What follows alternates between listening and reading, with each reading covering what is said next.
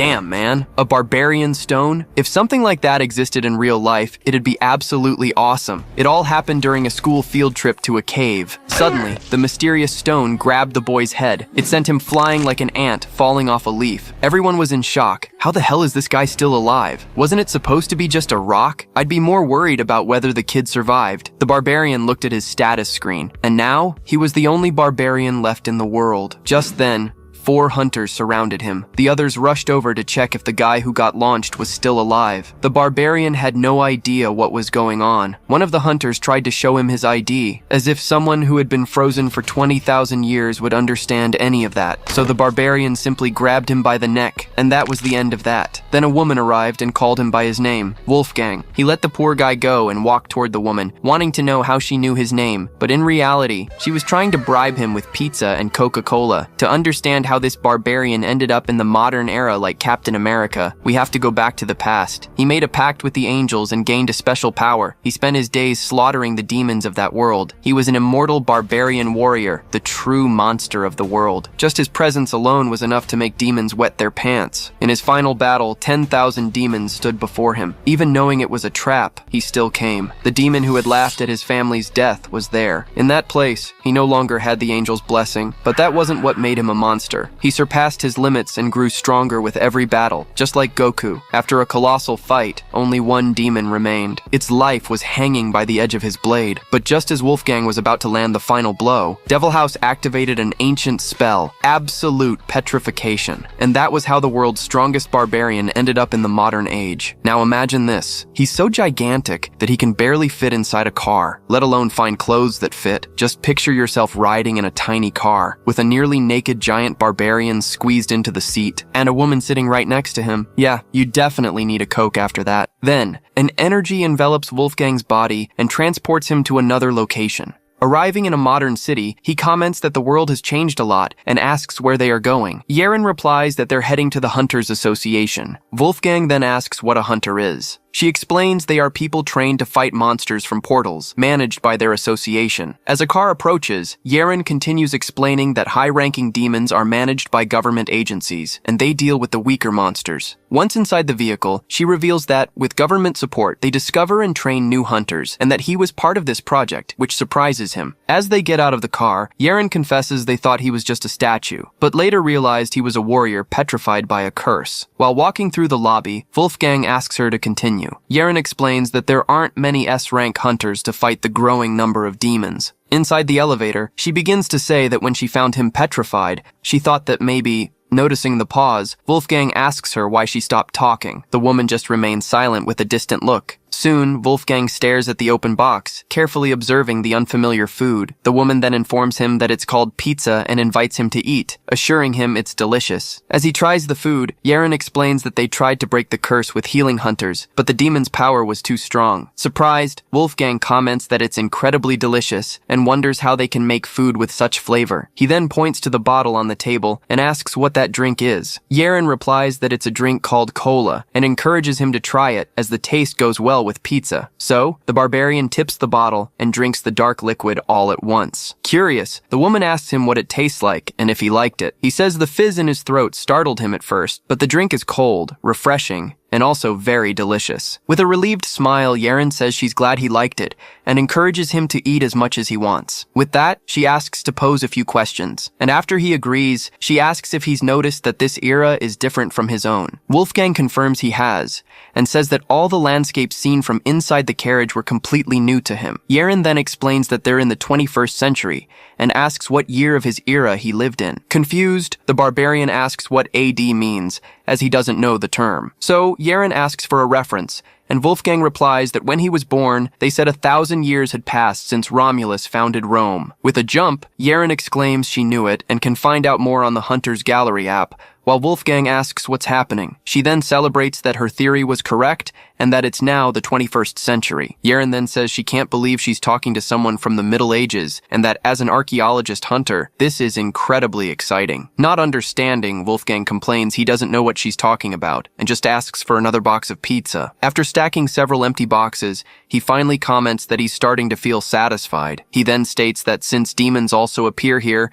he understands the situation and asks where he can find Devil House. Yeren asks what Devil House is, and the barbarian explains it was the one who turned him to stone. With that, she asks for a moment to check the Hunter's Gallery app, and Wolfgang comments that she does the strangest things. Yeren then shows him her phone and says there's no information, asking if he's sure Devil House is a monster. Wolfgang confirms that, to be exact, it's a demon that escaped during his last battle. He then declares that as soon as he destroys it, he will return to Germania and his family. Yeren then calls out to him, saying he needs to understand the reality of his situation, as Germania has already fallen. Surprised, Wolfgang repeats the word, and the woman explains that his land is now ruled by a nation called Norway. The barbarian reflects on the 1,000 years and asks if everything from that era now exists only as history, and she confirms it does. With this revelation, he clenches his fist in a gesture of pure frustration. With that, he smashes the glass wall, which shatters on impact. Through the hole, he declares that he must get his family back. Yeren then tries to argue that even if he finds them, they would already be... With his back to her, Wolfgang cuts her off, stating he can get them back because that was the condition of the contract. He then asks if she can find Devil House. She then assures him that if it's a demon and it's still active, they will definitely find it. Faced with her promise, Wolfgang turns around and proposes they make a deal. He continues, saying she waited for him to wake up for a reason, and that he will cooperate to help her achieve her goal. He then lays out his one condition, that she do everything in her power to find Devil House. Yeren explains that since he has no citizenship, it would be difficult for him to act, but there is a way, obtaining a hunter's license. She then adds that, fortunately, he seems to have the qualifications. Wolfgang comments that they live complicated lives. As they get in the car, the woman mentions there are many benefits to becoming a hunter, and he asks what they are. She replies that they provide housing based on rank and financial support. He questions if that means money. Yeren then says if he passes the exam, he'll receive 10 million won. But there's something better, the chance to form a contract with a constellation. As a sign for an arena appears, Wolfgang asks what a constellation is. She explains they are guardian deities of the stars. Finally, Yeren states that constellations favor talented people and watch over them, sparing no support in their endeavors. Wolfgang comments that he knows of angels, but has never heard of constellations. Yeren explains that it makes sense, as they only appeared 15 years ago. Seeing the crowd, he asks if everyone there is trying to become a hunter. She confirms it's the promotion exam day for the academy students. Yeren then points to a large wall in the center of the stage and asks if he sees it. She explains that it's called the Wall of Trial and is imbued with the power of Leonidas. To pass, one must score over 500 points. Wolfgang then comments that the wall looks like it would break with a simple touch, as Yeren guides him to the registration desk. At the counter, the clerk asks for the candidate's name. Yeren informs him that his full name is Wolfgang, the Uva. The man explains that a foreigner without a passport needs a sponsor. Yeren offers herself, which is accepted after she presents her license. As a warrior with a spear approaches, Wolfgang asks what that is. Yeren replies that it's the spear of the constellation Leonidas. She then details that as soon as the spear is inserted into the pedestal in front of the wall, the power of Leonidas will flow into it. Next, the warrior raises the weapon, which begins to glow with an intense energy. With that, the spear's power is fired directly at the wall of trial. The energy then spreads across the wall, activating the magical patterns on its surface. Amidst the crowd, Wolfgang comments that they certainly make a big fuss about it. Soon, an evaluator calls for silence and announces that the assessment will begin. Wolfgang then watches the power flowing and expresses his surprise as he recognizes that energy. 2 status screens appear, stating that the constellation Leonidas has found an interesting individual and urges them to take the exam immediately. The crowd reacts with surprise at the constellation's eagerness, wondering who caught its attention. The examiner then calls the first participant, Go Yuna of the Blue Dragon family, to step forward. As she walks forward, a spectator recognizes her as a member of the famous hunter family, led by the spearmaster Go Seong Young. Seeing the constellation's aura around her, everyone remarks that the Blue Dragon family never disappoints and wonders if she already has a provisional contract. The examiners comment that it's no surprise the eagerness has shown itself, and that with any luck, they might see an official contract signed. Go Yuna then prepares, concentrating her energy into her hand for an attack. She then unleashes a powerful blast of energy directly at the wall. Soon after, the panel displays her final score, 1,254. Wolfgang asks if that's a good score, and Yeren explains it's on par with active hunters, a rare feat in a promotion exam. With a smile, Go Yuna wonders who else the hero Leonidas could be looking for but her. However, 2 new messages from Leonidas appear, demanding the next participant be sent for the test immediately. Surprised, Go-Yuna questions what's happening, wondering if the call wasn't for her. Then, her own constellation expresses disappointment in her skills and terminates the contract it had with her. In disbelief, she murmurs that this can't be happening until a hand touches her shoulder. Another participant shoves her and tells her not to just stand there, questioning why the constellation would be interested in her when he's around. He then states she should be grateful she even got a provisional contract, but now even that is gone. The crowd then recognizes him as Kim Jin-woo, and a spectator comments that if he's stepping up, the call definitely wasn't for Go-Yuna. A screen then announces that the constellation, descendant of the barbarians, is lending its power to Kim Jin-woo, significantly boosting his strength. With energy enveloping his body, he declares that as long as he's here, no one else will be the star of the show. He then strikes the wall, yelling that the constellation's call is meant for him. Surprised by the force of the impact, the examiners shield themselves, wondering if that's really the level of a student. With the scoreboard showing 2,039 points, Jin-woo boasts about the insane feat, questioning how he managed to break the 2,000 mark. He then claims that since he was the first to reach such a score, it's no wonder the constellation's call appeared. The examiners comment that this score is equivalent to a C-rank hunter, and one of them admits Jin-woo might be stronger than him. With that, Kim Jin-woo turns to the wall and asks the Lord Constellation if that isn't proof enough that he's the hero it was looking for. Suddenly, his eyes turn white as he connects with the entity. A new message appears, informing them of the wrath of the constellation Leonidas. It roars with anger, forcing Jin-woo to his knees. On the ground, he questions Lord Leonidas, not understanding the reason for the fury. His own constellation then scolds him for his confidence, asking what's going on and reminding him that he guaranteed Leonidas would be pleased. Soon, a message from a hero who claims to have killed thousands of demons manifests on the wall. Then, the voice yells that it doesn't care how many he killed and what that has to do with the current mess. Wolfgang then approaches Kim Jin-woo and tells him to get lost, as he's not the one the constellation is looking for. Annoyed, Jin-woo asks what the old man said and tells him to wait his turn, since it's not even his exam day. The barbarian then asks if his turn isn't already over, advising him to get lost while he's still asking nicely. At this, the young man grabs Wolfgang's shoulder and asks if he's joking. Wolfgang just turns his head, looking away with indifference. Then, his gaze shifts to the crowd, in the direction of Kang Yeren. The woman looks back at him with a nervous and worried expression. With that, Wolfgang turns to the young man with a determined look. He asks if his constellation is the descendant of the barbarians, and Jin-woo demands he apologize for not using the title of Lord. Then, Jin-woo pokes him in the chest,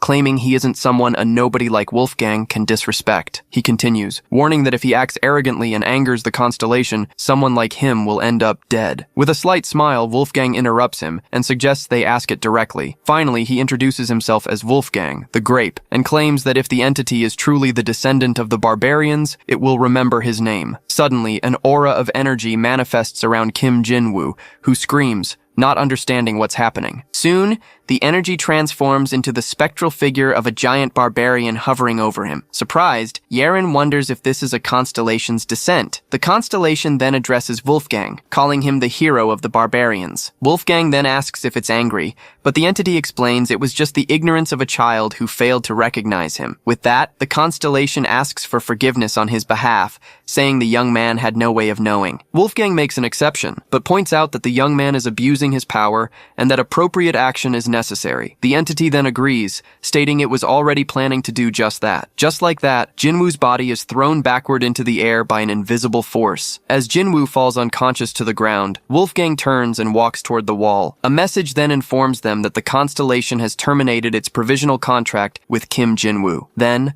another notification announces that all contracts with the Kim family have also been terminated. In the middle of the crowd, Yeren wonders what the hell is going on, and just how powerful he is for a constellation to act that way. With that, the barbarian takes another step forward. Finally, he looks at the energy of the wall and asks if the constellation really was Leonidas. With a smile, Wolfgang warns that he has matters to attend to, and will need to use a bit of his power. He then asks if the constellation can handle it. In response, the spear on the pedestal begins to vibrate with an even more intense energy. Next, a status message reports that the constellation Leonidas is deeply moved by the hero's presence and ignites the will of Sparta. Looking at the wall, Wolfgang thanks it and says he likes the entity's spirit. He then states that since the other one released its pressure, he supposes he should release his own as well. With that, a massive wave of energy explodes from his body, pushing the crowd back. The examiners shield themselves and shout, questioning what that is and how an aura can be so overwhelming. Soon, everyone in the area is forced back by the immense pressure spreading through the arena. Yeren then realizes this is no ordinary exam. It feels less like Wolfgang is being tested and more like he is testing Leonidas itself. With his aura intensifying, the barbarian continues to test the constellation's strength. His energy then begins to press down on the spear on the pedestal with crushing force. Wolfgang asks if there's any point in resisting and tells the constellation to surrender, as he has no intention of losing. He then releases another powerful wave of energy from his body. Yeren then thinks that the scale of this aura is on a completely different level, and at this rate, even she can barely withstand it. Amid the pressure, Yeren thinks that if something isn't done, they'll be in serious danger, and she pleads for help. Suddenly, she realizes the aura vanished in an instant. Amid the confused crowd, Yeren asks what's wrong with everyone and if something happened. Right after, Wolfgang touches her shoulder to get her attention. He then tells them it's time to go, as there's no reason to stay any longer. As he walks away, Yeren questions him about the exam, calling him Lord Wolfgang. One of the examiners then shouts, "Sir!" and asks why he's leaving the student behind. He then notices in shock that the sacred relic of Leonidas is completely shattered. Confused, he looks at the destroyed wall and wonders what the hell happened. Facing the ruins of the arena,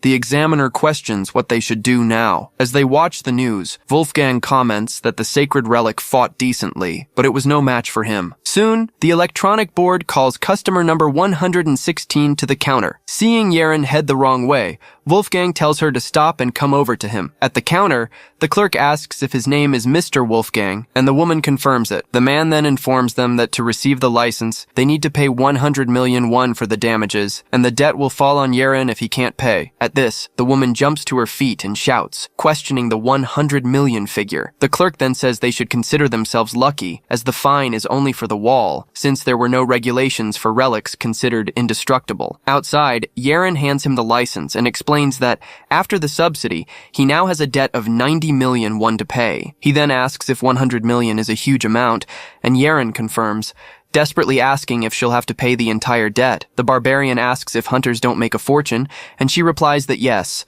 but only the high-ranking combat ones do. Yeren then explains that, as an archaeologist hunter, she survives on sponsorships, and for an F-rank hunter to make 100 million, he then deduces that an F-rank only hunts weaklings with low rewards, but claims he can crush hundreds of them with a single fist. Then, he stands up and asks where the dungeon is, ordering her to take him there immediately. On the way, the woman says that to operate as a hunter, he needs an agency, and Wolfgang compares the system to the guilds of his era. She then explains that agencies collect the loot and secure permits, and the barbarian concludes they're just middlemen who take a cut of the earnings. As they walk through the agency district, Yeren explains that although they charge a commission, they handle all legal disputes, which isn't a bad deal. At one agency, however, they are told they don't accept foreigners and are sorry for the inconvenience. At another, they deny the contract, claiming Wolfgang didn't graduate from the academy. Soon, they are rejected again, as the agency prioritizes credit ratings, and Lord Wolfgang has none. Wolfgang then complains that people in this era talk too much, and Yeren explains that since they risk their lives, they need someone trustworthy. Suddenly, the woman stops and looks back, noticing something. The barbarian then faces her and asks why people are looking at him that way. She replies that in Korea,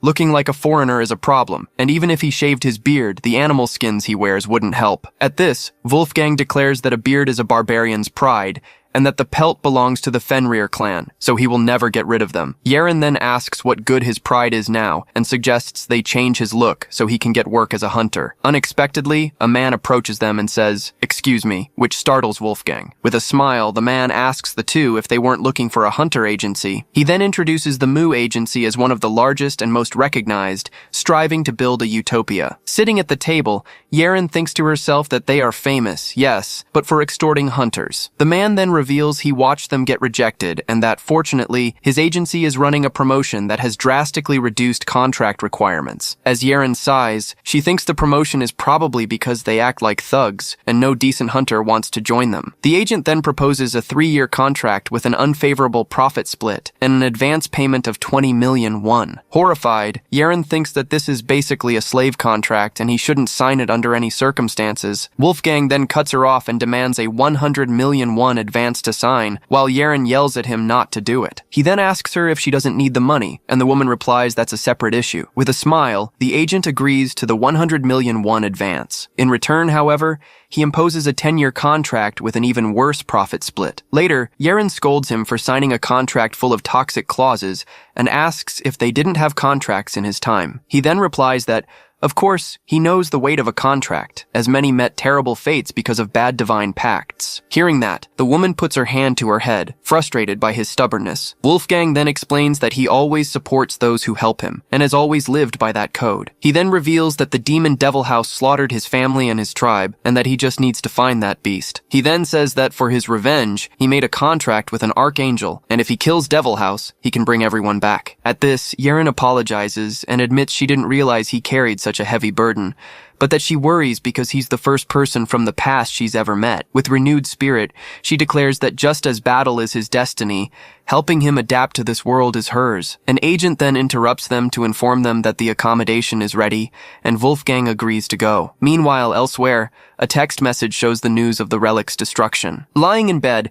Yeren exchanges messages with friends and confirms that the figure in the news is the statue from the dungeon she had shown them. With this, she reflects that the event is a historic achievement, despite almost leaving her with a huge debt. In the conversation, she then refuses a friend's suggestion to hand Wolfgang over to him, questioning why she would do something so crazy. Back on the street, the agent finalizes the arrangements for their departure. With that, Wolfgang and Yeren follow the man down the sidewalk. Yeren then sighs and thinks that he'll be fine, but that she should have bought him a soda. Next, the agent takes him to his room, and Wolfgang immediately asks when he can enter the dungeons. The man explains that he can go up to 5 times a week, with 2 of them being mandatory. Wolfgang asks if he can go all 5 times, and the agent confirms that he can. He is then informed that the schedules will be sent to his phone, and that the meeting point is an empty lot in front of the building. The agent then says goodbye, wishing him a good rest and saying he'll see him tomorrow. Looking at the small room, Wolfgang comments that the size of the place reminds him of an inn in the dwarves' cave. He then reflects that maybe the room is better than the inn, and decides that either way he needs to find the latrine. Next, the barbarian says he first needs to find a torch. Then, he remembers the cell phone, the square device that emits light. He then picks up the device and wonders how to use it, noticing it's smaller than the one Yeren used. With that, he observes the unknown object and comments that this era is full of things he doesn't understand. Finally, he looks at his reflection in the window and concludes that it will take time to adapt and it won't be easy. A new day begins under a sunny and clear sky. An older man approaches and asks if everyone there is heading to the dungeon. Soon, someone in the crowd asks,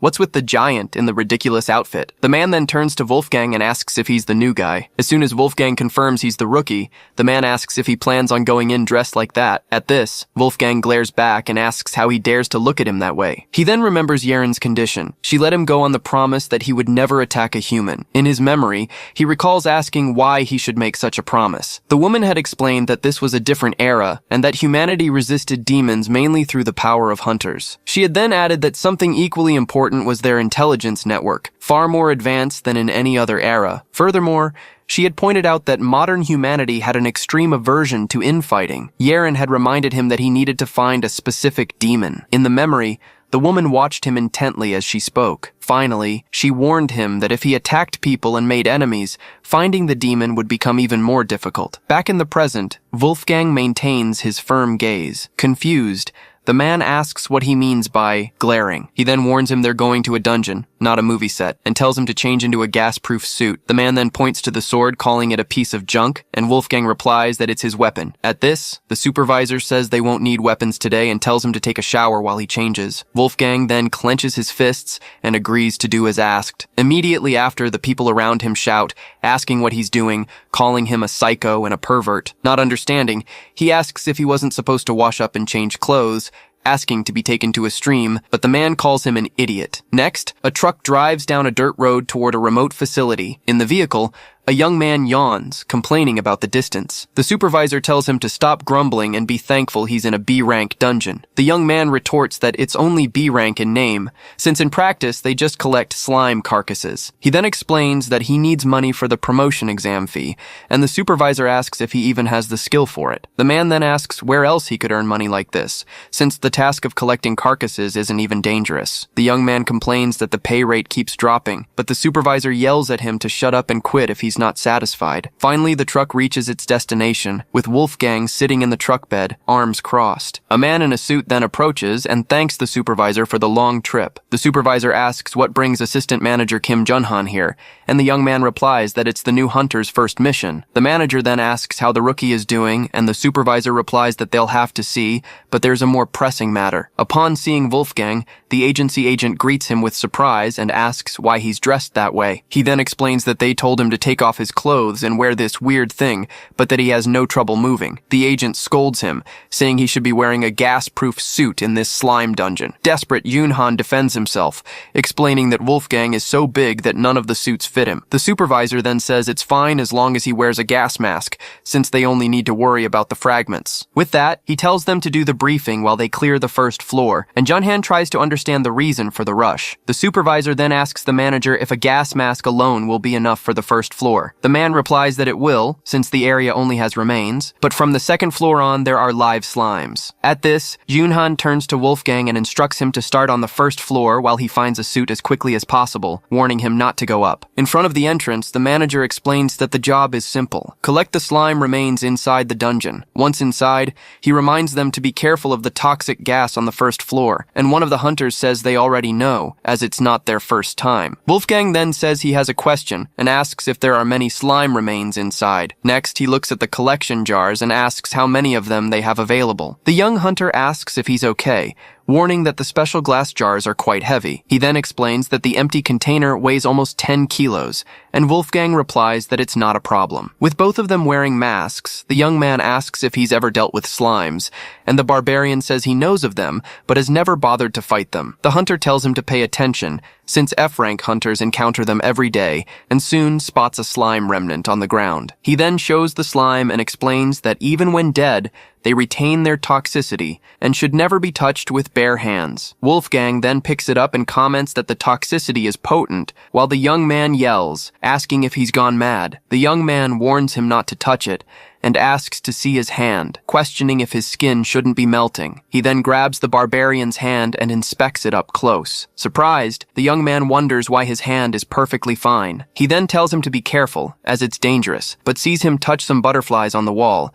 fearing his fingers might melt. Wolfgang reassures him, saying his fingers won't melt from something so insignificant, and the young man wonders what he is. With that, the barbarian removes his mask, stating that it's just a useless nuisance. The hunter asks if he's okay breathing in there, and Wolfgang replies there's no problem and urges him to get moving. In a flashback, the young hunter is reminded of his conversation about needing money for the promotion exam. Back in the present, he's surprised by Wolfgang's sharp hearing and tells him to stop chattering and keep walking. In the deepest part of the first floor, the young hunter complains they haven't filled a single jar yet, and wonders if the scarcity of slimes is normal. He then laments that normally they would have filled 2 jars by now, and at this rate they might end up losing money. Wolfgang then suggests they go down to the next floor, but the young man refuses, saying it's too dangerous for just 2 F-rank hunters. At this, the barbarian offers to go down and fill the jars himself, but the young man tells him not to risk it, and that he'll just accept the loss. He continues, explaining that it's dangerous, and that while he has a suit, Wolfgang doesn't. But the warrior replies that it doesn't matter. The young man then insists, asking if he's sure it's okay, and the barbarian confirms that it is. With that, the young man says that, besides that, something is worrying him, and Wolfgang asks what it is. He then mentions the sound coming from below, and the barbarian reveals that he senses a demonic energy. At the Hunter Association, Yeren finds it strange when she hears the number she dialed is out of service. She then wonders what's going on, since she can't call the number they said they gave him. Nearby, Agent Junhan worries about the waiting doctor, while mentioning that the association doesn't have any larger suits. On the phone, he apologizes and suggests the person clean only the first floor,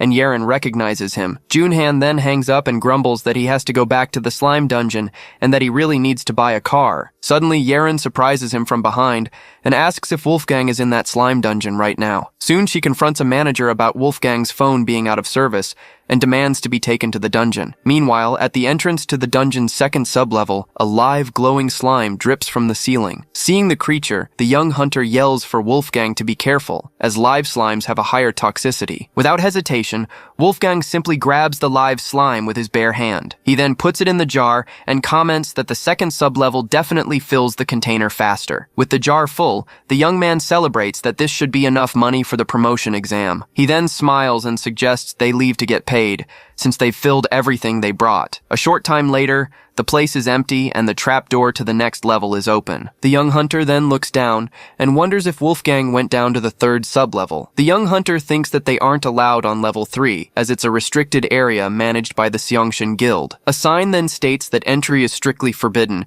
and he reflects that challenging a guild alone is suicide. Desperate, he enters a tunnel and calls out for the man, warning that he can't go in there. Soon he finds the Slime King trapped in a barrier and deduces that all the slimes from the upper floors were created there. Wolfgang then points to a mana injector, explaining that the barrier is maintained by that device. Next, they observe that slimes are constantly coming out through a small pipe. The young man realizes that the creatures that emerge crawl towards the light on the upper floors. From this, he concludes they were collecting manufactured slimes, and that the Seongshin Guild has been profiting from it. Suddenly, Wolfgang notices the airflow has changed. A strange rain begins to fall, and the young hunter asks what it is. The barbarian then points up and says it's coming from there. They then see trash falling from a pipe at the top of the barrier, and the young man is shocked by the discovery. Seeing the scene, Wolfgang asks if they're feeding the creature. Soon, the young man confirms that the slime is eating trash sent from the surface. With that, a disgusting green liquid slowly trickles down the feeding pipe. Wolfgang then realizes,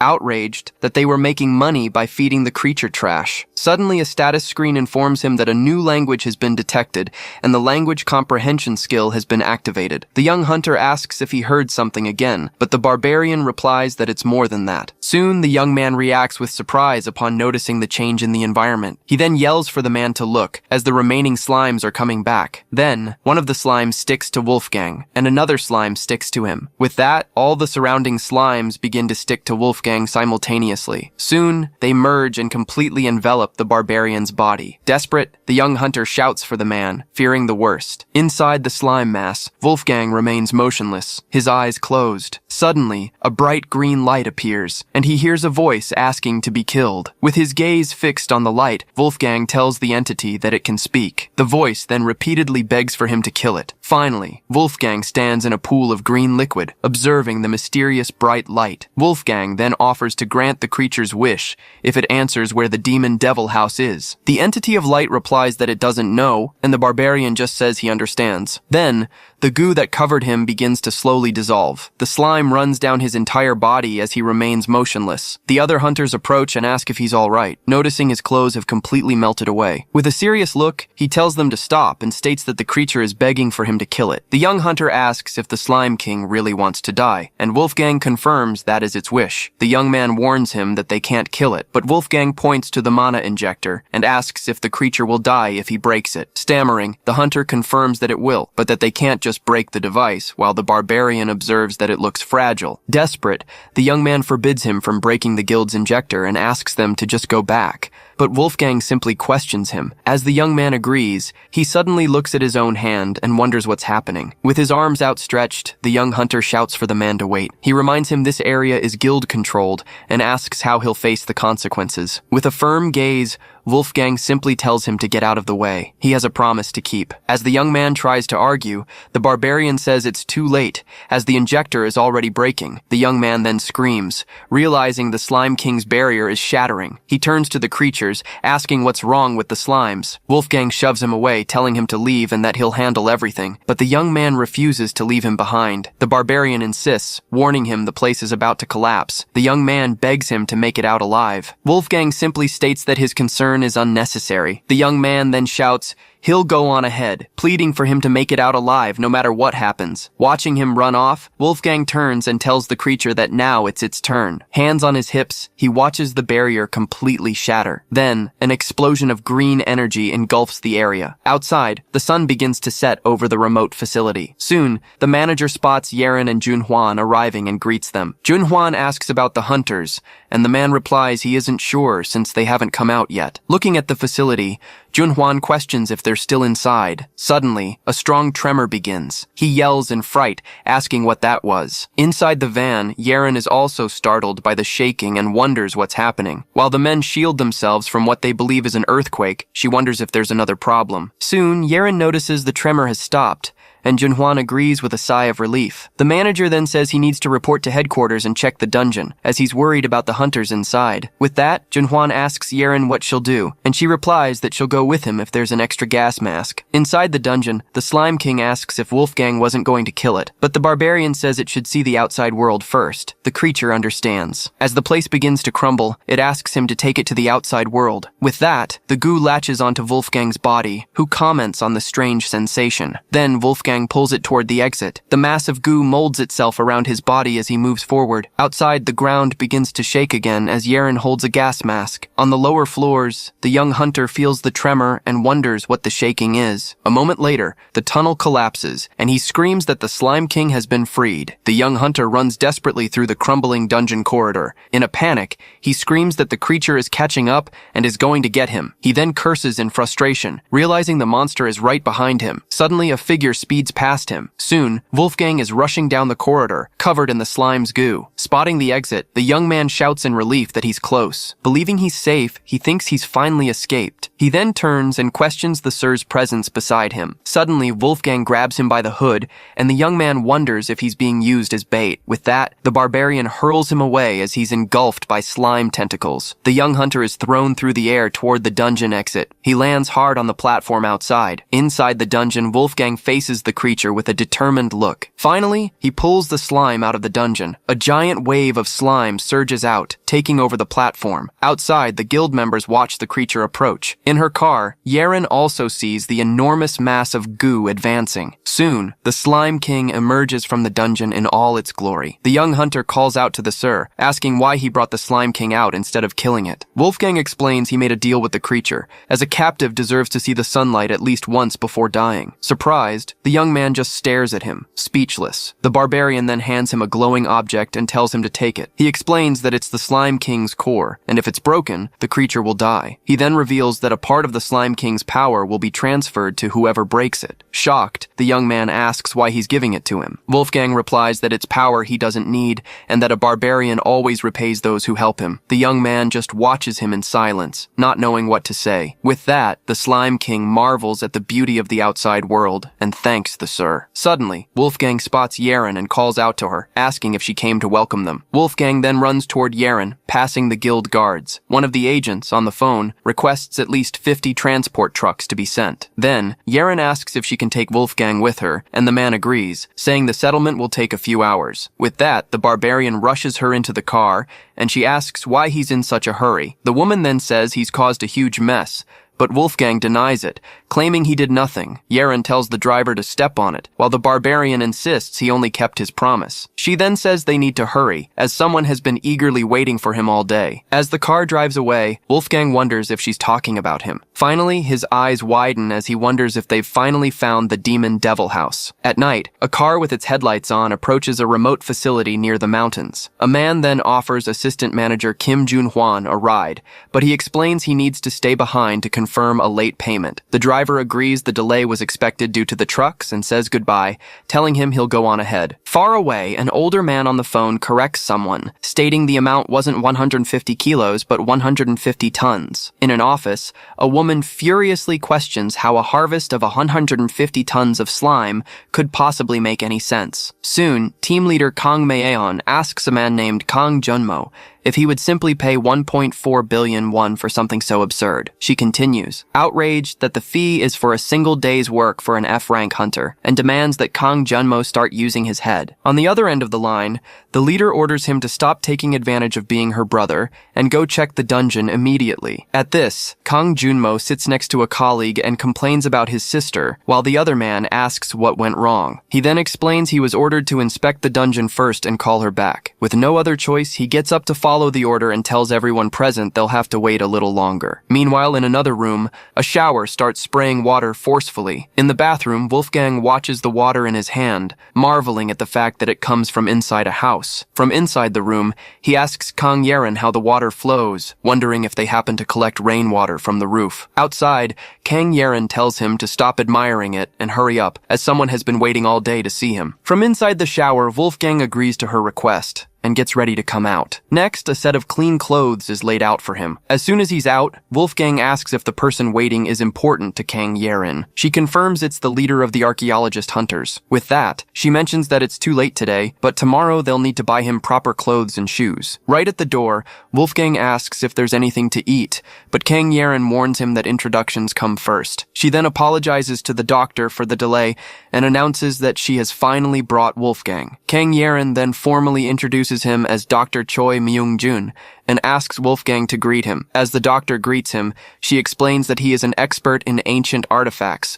and Wolfgang introduces himself as a member of the Wolf tribe. Wolfgang then asks if he is the leader of this so-called archaeology tribe and where it has set down its roots. The doctor then patiently clarifies that archaeology isn't a tribe, but the study of history and ancient artifacts. As soon as the introduction is over, Wolfgang's stomach rumbles and he declares it's now time for them to eat. Soon, several boxes of fried chicken are placed on the table for their meal. The doctor tells him to eat at his own pace and that he'll order more if it's not enough, while Kang Yeren offers him a soda. After taking a drink, Wolfgang turns to the doctor and asks directly what he wanted to discuss. The man explains he'd like to ask a few questions, and Wolfgang encourages him to ask anything, promising to answer as best he can. The doctor asks how Wolfgang can speak such perfect Korean, since he supposedly came from the past, and the language should be completely different. At this, Wolfgang reveals he received the blessing of the angels, which granted him the ability to speak and understand any language. Confused, Dr. Choi asks what angels are and if that might be the name of a constellation. Wolfgang then asks what a constellation is, and Kang Yeren reminds him that he saw them during his hunter exam. She then gives the constellations of Leonidas as an example. Right after, she also mentions the descendant of the barbarians constellation. Hearing the examples, Wolfgang understands and comments that this is what they call those weak beings. He explains that angels are on a completely different level, possessing the strength to face demons, and that they once came to his tribe with a request. A moment later, Dr. Choi stands up and prepares to summarize the entire story he has just heard. He begins by stating that in Wolfgang's era, angels and demons were at war, and the barbarian tribes joined the fight at the angels' request. He then recounts that, tragically, the barbarians were wiped out by the demons. Continuing, he narrates that Wolfgang, as the sole survivor, sought revenge and marched alone to the demonic fortress. Wolfgang then adds that after defeating everyone, he finally faced his nemesis, Devil House, but fell victim to his curse. Kang Yeren comforts him, assuring him it's all right and that they will find him. At this, Wolfgang remains silent with a serious expression. Wolfgang then closes his eyes for a moment,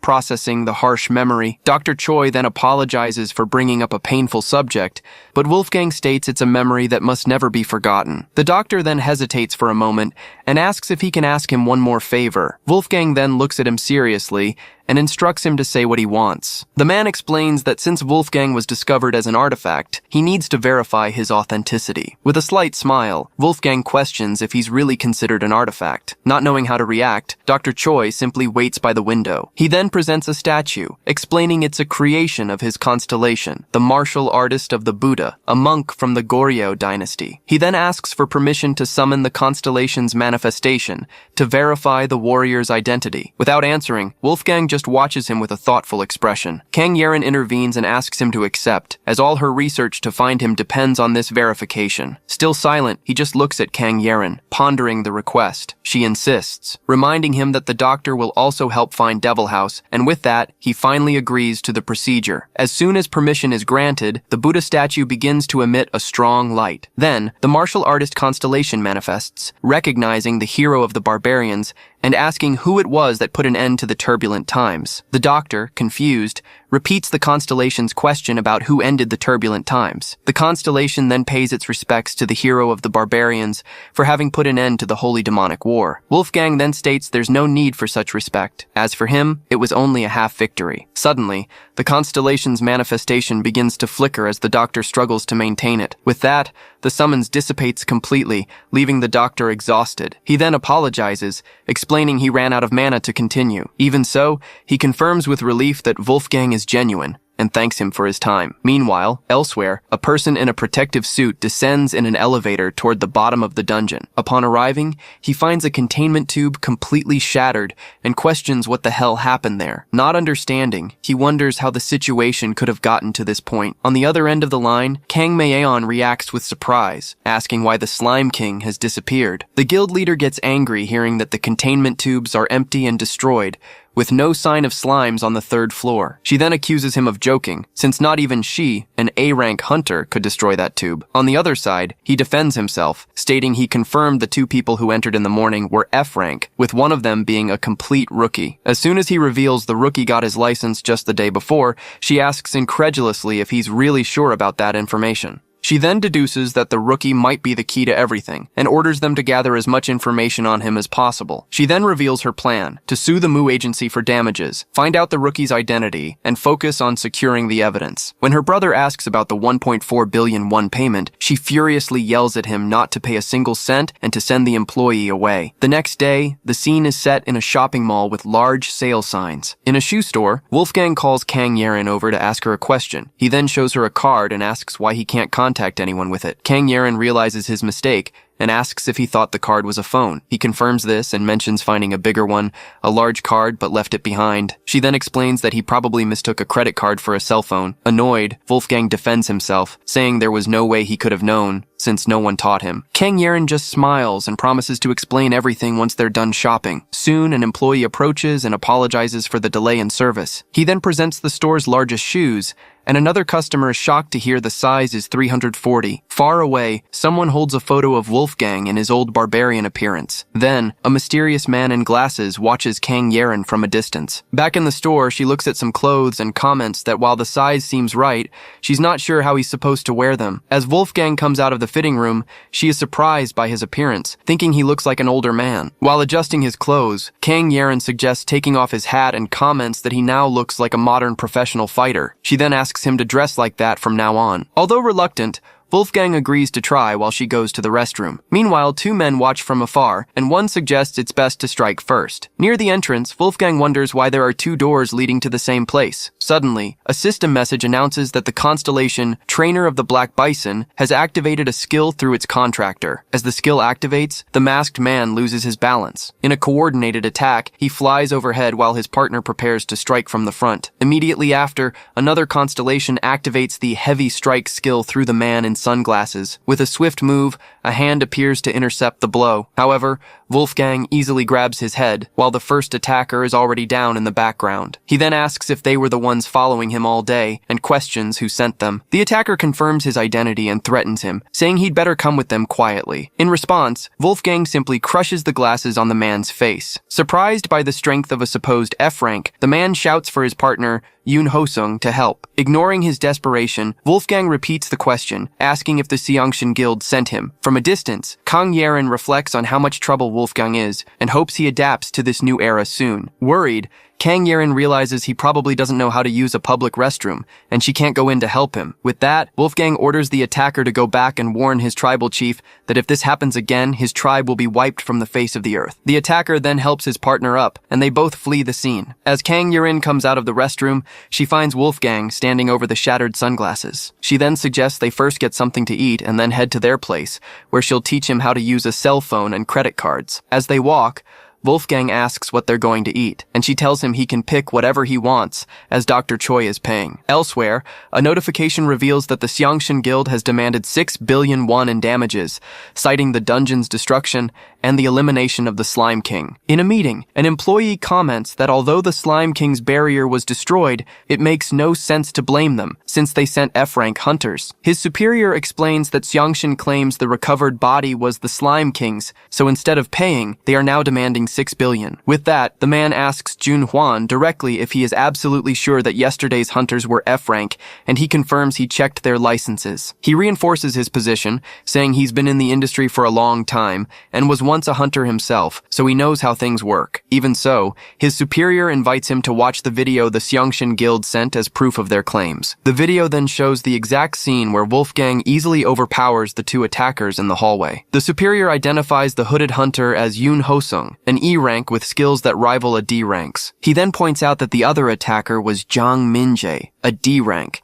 and highlights that both were completely overpowered, even with a surprise attack. With that, the superior informs him that the Xiangshan Guild has filed a formal protest and wants to know who is behind the Mu agency and why they lied about the hunters. Indignant, Jun Huan stands up to confront them, but his boss tells him to calm down. The manager then states that since the partnership with Xiangshan is already ruined, they might as well sue them to demand the 1.4 billion won payment. So, Jun Huan asks him to secure the payment and says goodbye, mentioning he needs to find the new hunter for the contract. Immediately after, he gets into a taxi and asks the driver to take him to Cheongdam. Inside the car, he complains about the Xiangshan Guild's dirty tricks to avoid payment and laments that he'll never be able to buy a car this way. Suddenly, while watching the video again, he notices something important in the footage. He then wonders how a D-rank hunter, using a constellation's power, couldn't even budge Wolfgang, who shouldn't even have a contract. With this in mind, he starts to wonder if he should test the new hunter. He then decides he will find out if Wolfgang is a big shot or just another nobody. A few days later, Wolfgang crosses a busy city street, carrying his giant sword on his back. Stopping on the sidewalk, he wonders if the king of this land oppresses his people, forcing them to obey the colors of a light. Then, he remembers Kang Yaren's instructions about the traffic light and how he should cross the street. On the other side, Kang Yaren waves and calls out to him, and he greets her back. As they walk, she asks if he brought everything. He confirms that the foreman's directions were good. Once they arrive at the office, she announces their arrival to Dr. Choi. The doctor apologizes for making them come all the way there and invites them into the storage room. Inside, he marvels at the sword, and Wolfgang asks Yaren why the man is acting that way. She then explains that he's an archaeologist, and it would be strange if he wasn't excited to see a 1,000-year-old relic with its original owner. With that, Wolfgang hands over his ancient garments and warns him to handle the wolf pelt with care. It once belonged to Fenrir. Soon, Dr. Choi leads them further into the storage room. He then calls for Choi Jung-yun and Kang Ji-ho to meet Wolfgang, the person he had told them about. Upon seeing him, Kang Ji-ho comments that while he already looked big as a statue, in person he's absolutely gigantic. She then introduces herself as an A-rank hunter archaeologist and extends her hand to greet him. Wolfgang shakes her hand and formally introduces himself. Next, Kang Ji-ho introduces her research assistant, Choi Jung-yun. Suddenly, Kang Yaren appears from behind Wolfgang, and Ji-ho greets her. At this, Jung-yun approaches to touch the sword and excitedly asks if it also awakened with him. Wolfgang then explains that this weapon was passed down through generations of wolf tribe chiefs. Then, the sound of clapping echoes through the room. Once she has their attention, Kang Ji-ho reveals they have a problematic relic of unknown origin and invites him to see it. Confused by the commotion, Wolfgang asks Yaren if archaeologists are always this frantic. She asks him to understand, as they are just fascinated. Soon, Kang Ji-ho unveils the relic, which was found in the same cave where he was a statue. She then asks if he recognizes it, explaining that this particular item resists all measurements. Touching the glass,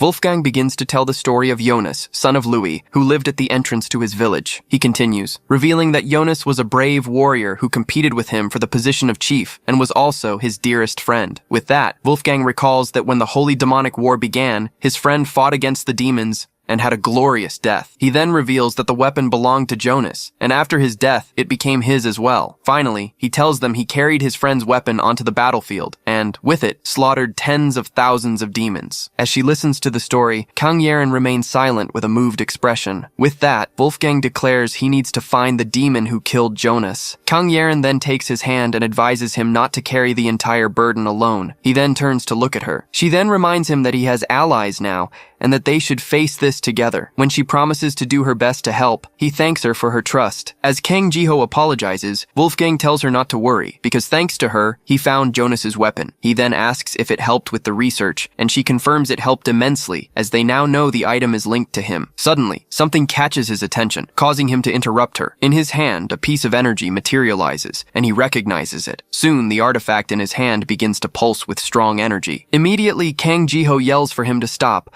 warning that there's an anti-theft barrier in place. While Kang Yerin asks what he's doing, Wolfgang struggles against the barrier. With a single pull, he completely shatters the containment barrier. Right after, he senses a presence and declares that what he was looking for is there. The scene cuts to a memory of Wolfgang being hit by multiple projectiles. Next, the memory reveals Devil House atop a giant wolf, staring at the barbarian with a smile. The demon then shows a cruel expression, revealing his horns and white hair under his hood. Back in the present, Wolfgang continues to strike the barrier with all his might. With the impact, a dark energy shatters in his hand. Then, he screams the name of the demon responsible for his curse, Devil House. At this, the researcher asks if the stain on the arrowhead is Wolfgang's blood. The researcher confirms it is, as he can feel the sacred power of the angel with whom Wolfgang has a contract. Then, Kang Jiho adds that the subtle magical power on the arrowhead belongs to Devil House. Kang Jiho scolds him for his recklessness, but Wolfgang apologizes,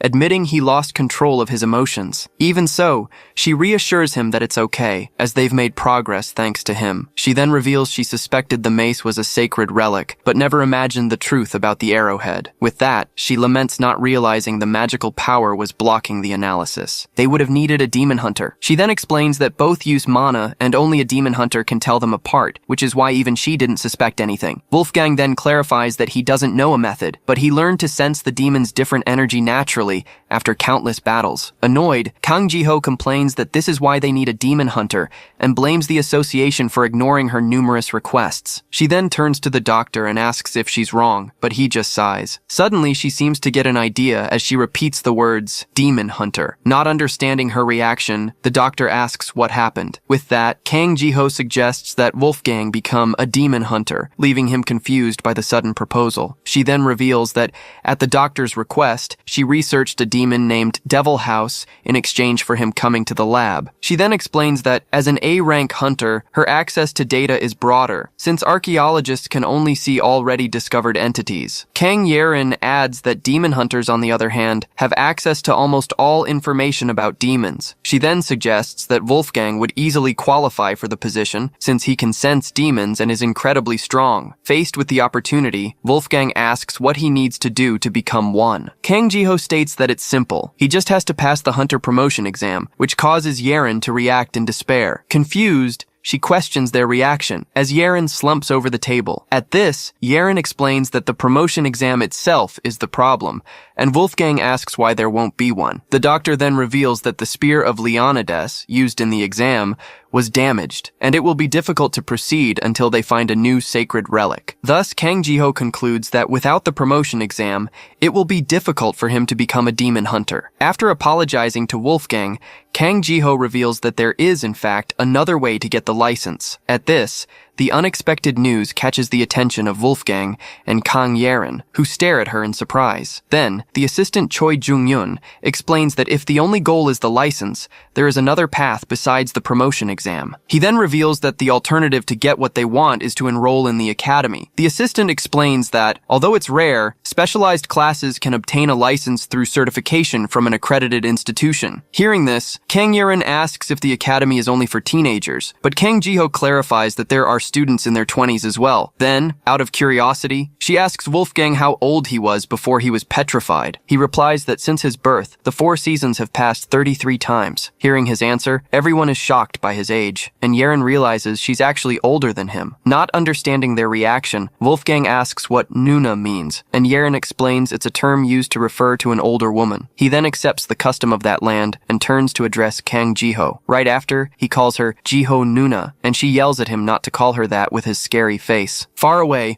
one man instructs another to wait for the dungeon schedule, which will be sent by message. Walking down the hall, assistant manager Kim Jun-hwan thinks that his next task is to pick up the rookie hunter. He then stops for a moment and takes out his phone. The scene then shows the door to the room where Wolfgang is staying. In a brief memory, he recalls the incident in the slime dungeon. Immediately after, he re-watches the video where Wolfgang easily overpowers the 2 hunters. From this, he concludes he needs to assess the rookie's skills to decide whether he's worth keeping or discarding. He then decides that a simple exchange of blows would be enough to find out everything. Meanwhile, Kang Yaren explains that since the Mu agency has a partnership with the academy, they can get a contract suspension. She also mentions that Jiho offered to cover the contract cancellation fee with the agency. Next, Yaren suggests the best option would be to transfer him to Jiho's guild, as it would give them a better chance of finding Devil House. With that, she realizes the only remaining problem is the admission fee, which becomes the biggest obstacle. Then, Wolfgang comments that while it was the same in his time, in this era, it seems impossible to get by without wealth, and Yaren agrees. Suddenly, manager Kim Jun-hwan approaches and offers to pay the academy's admission fee. He then reveals he will do it on one condition. Wolfgang must do him a favor. As soon as he asks to be hit with full force, Wolfgang advises him to reconsider, as he has no desire to kill him. Even so, the manager insists and reveals himself to be a C-rank combat hunter, confident that a single punch from an F-rank wouldn't take him down. Unimpressed, Kang Yaren comments that he looks so weak she could probably beat him herself. The manager laughs at her skepticism and states that one shouldn't judge a person by appearances alone. He then reveals that although he is a C-rank, by using his constellation's abilities, he can easily match an A-rank. Hearing this, Kang Yaren doubts his claim, thinking he's bluffing, since an A-rank would be famous. Right after, she starts to wonder if there's a reason for him to keep a low profile, even with so much power. Kang Yaren deduces that the object in the manager's hand must be his constellation's sacred relic, but she can't identify it to know if he's bluffing. She then warns him to be careful, as the manager is holding a sacred relic. Even so, Wolfgang states that a barbarian never refuses a man's request and that, with a relic, he should survive one punch. With that, he admits he's curious to see how much power the manager can draw from that relic. Then, Wolfgang tells Kang Yaren to step back so she won't get caught in the shockwave, while she questions if he's really going to do it. He then prepares for the confrontation with a serious and determined look. Next, Wolfgang instructs him to summon his constellation, declaring that he is ready for combat. The manager agrees with a smile and gets ready to begin. Soon, a system message announces that the constellation, owner of the sacred royal seal, has answered contractor Kim Jun-hwan's call. With that, the relic in his hand begins to emanate a strong blue energy. Seeing the message, Kang Yaren is surprised by the word possession. She then realizes, shocked, that the constellation is directly possessing the contractor's body. Next, the manager's body is enveloped in an aura of energy. Soon, Kang Yaren notices that his appearance has completely changed, taking the form of the constellation. She then wonders about the identity of the constellation, the owner of the sacred royal seal. With that, the constellation reveals itself as Park Munsu, the secret royal inspector. Immediately after, he summons an army of spiritual guards who materialize around Wolfgang. The scene then widens, showing the entire army positioned for combat. Unfazed, Wolfgang questions if he should really fight all those men. The constellation then clarifies that he doesn't need to worry, as he only summoned them to draw out his sacred power. He then explains that his strength increases against corrupt opponents, but is harmless to those with integrity and innocence. Hearing the explanation, Wolfgang states he understands and prepares to attack. Without hesitation, he moves forward and delivers a direct punch to the constellation's face. With its face buried in his fist, the constellation tries in vain to ask him to wait. Then, Wolfgang holds him with an aura of light and asks if that's enough. With the impact, the possession breaks, and the manager is enveloped by an energy that proves his innocence. From a distance, Kang Yaren complains that she can't see anything because of the guards. She then tries to look over them to understand what's happening. Suddenly, the guards disappear, and she wonders why they vanished. In the distance, she sees Wolfgang standing over the fallen manager and wonders if it's already over. As soon as she asks if he's okay, Wolfgang confirms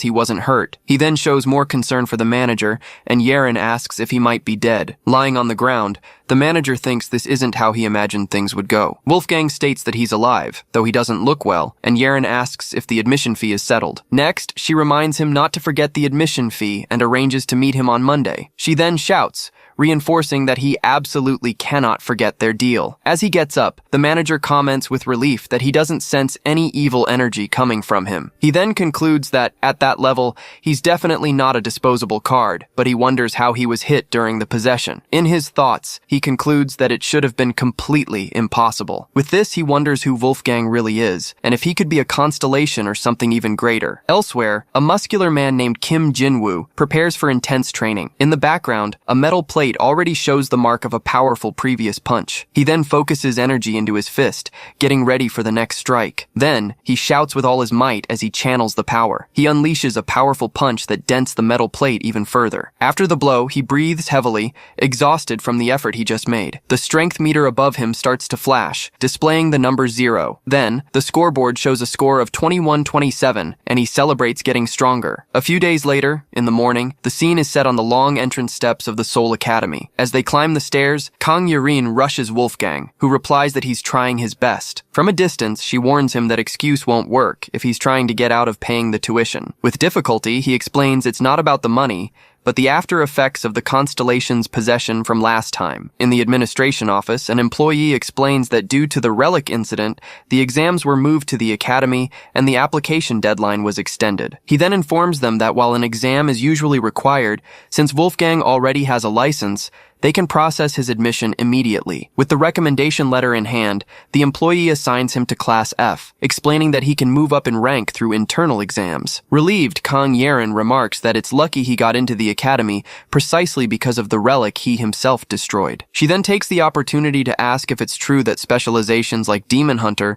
can be certified directly at the academy. The employee confirms that Professor Kim Seong-cheol is in charge of the course. Kang Yerin reacts with surprise upon hearing the professor's name. He then informs them that the professor is also the homeroom teacher for Class F and, while reviewing the documents, asks the student to follow him to the classroom. Shortly after, he addresses Wolfgang as the father and asks him to wait to settle the admission fees. Laughing, Kang Yerin corrects him, clarifying that Wolfgang is actually the student. The employee apologizes for the mistake and assumes Wolfgang must be a late bloomer hunter, but she corrects him again. Completely confused, he asks who he should discuss the admission fee with. Just then, they spot someone approaching and state that this person will solve the problem. The scene shifts to a young man who despairs at the school's condition, questioning why it's in the middle of the mountains. As they walk through the campus, the employee asks if Wolfgang usually uses a weapon, and he replies that he used a great sword. The man questions the need for weapons for an F rank, but Kang Yerin explains that all ranks need to take specialization classes. She then regrets not leaving the sword with Jiho, but Wolfgang says it doesn't matter as he can summon it whenever he needs to. Surprised, Kang Yerin asks him what he means by summoning the sword. Suddenly, a gust of wind rushes past them at high speed. Startled by how close it was, Kang Yerin warns him to be more careful. The employee then recognizes the man as Professor Kim Seong-cheol. The professor then lands gently on the ground after floating for a brief moment. He then turns and asks if they were calling for him. The employee asks him to take the new student, a Demon Hunter candidate, to the Class F building. He then says goodbye and instructs Wolfgang to follow the professor. As he walks away, Kang Yerin says her goodbyes and tells him not to worry. She then advises him not to do anything the academy forbids, especially hitting other people. In a more serious tone, she shouts for him not to cause any trouble. Wolfgang just watches her in silence before turning to follow the professor. Worried, Kang Yerin wonders if he'll be okay and hopes he adapts well to his new life. At this, the assistant manager remarks that it looks like she's sending her son off to the army, and she reacts with annoyance. The employee approaches and asks if the two kids would like to settle the admission fee. While waiting, she comes across a mural and wonders if it's some kind of hall of fame. The assistant manager explains that those are portraits of the top graduates from each class.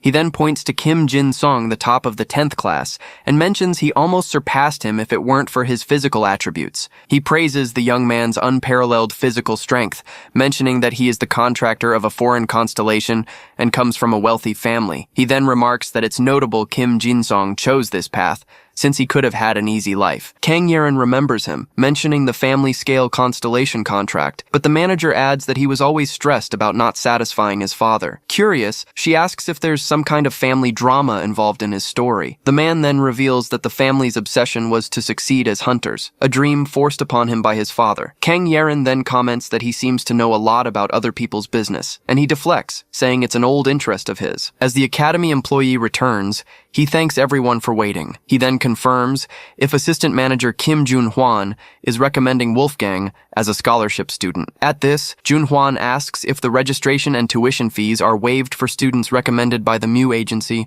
and asks to apply for it. The employee questions if that's how it works, and the manager replies that if he had that kind of money, he would have bought a car first. The man then informs them that he'll need additional documents and invites him into the office to sort it out. As he goes in, Jun-hwan jokes not to be left behind, and Kang Yerin urges him to just sign the papers already. Even though she's grateful he's covering the expenses, she wonders why why the manager is such a hard person to like. Even after setting the matter aside, Kang Yerin remains thoughtful in front of the door. She then admits that something is bothering her about the famous hunter, Kim Jin-song. As she looks at his portrait, she wonders why he disappeared so suddenly lately. Far away, in a registration room, an employee asks a young man to wait while he prepares the documents. Then, assistant manager Kim Jun-hwan approaches to speak with the waiting young man. As he gets closer, he thinks to himself that the young man's face looks familiar. Suddenly, he recognizes him with an expression of complete shock and surprise. Unable to contain himself, he points directly at the young man, stammering as he tries to speak. Then, he shouts Kim Jin-song's name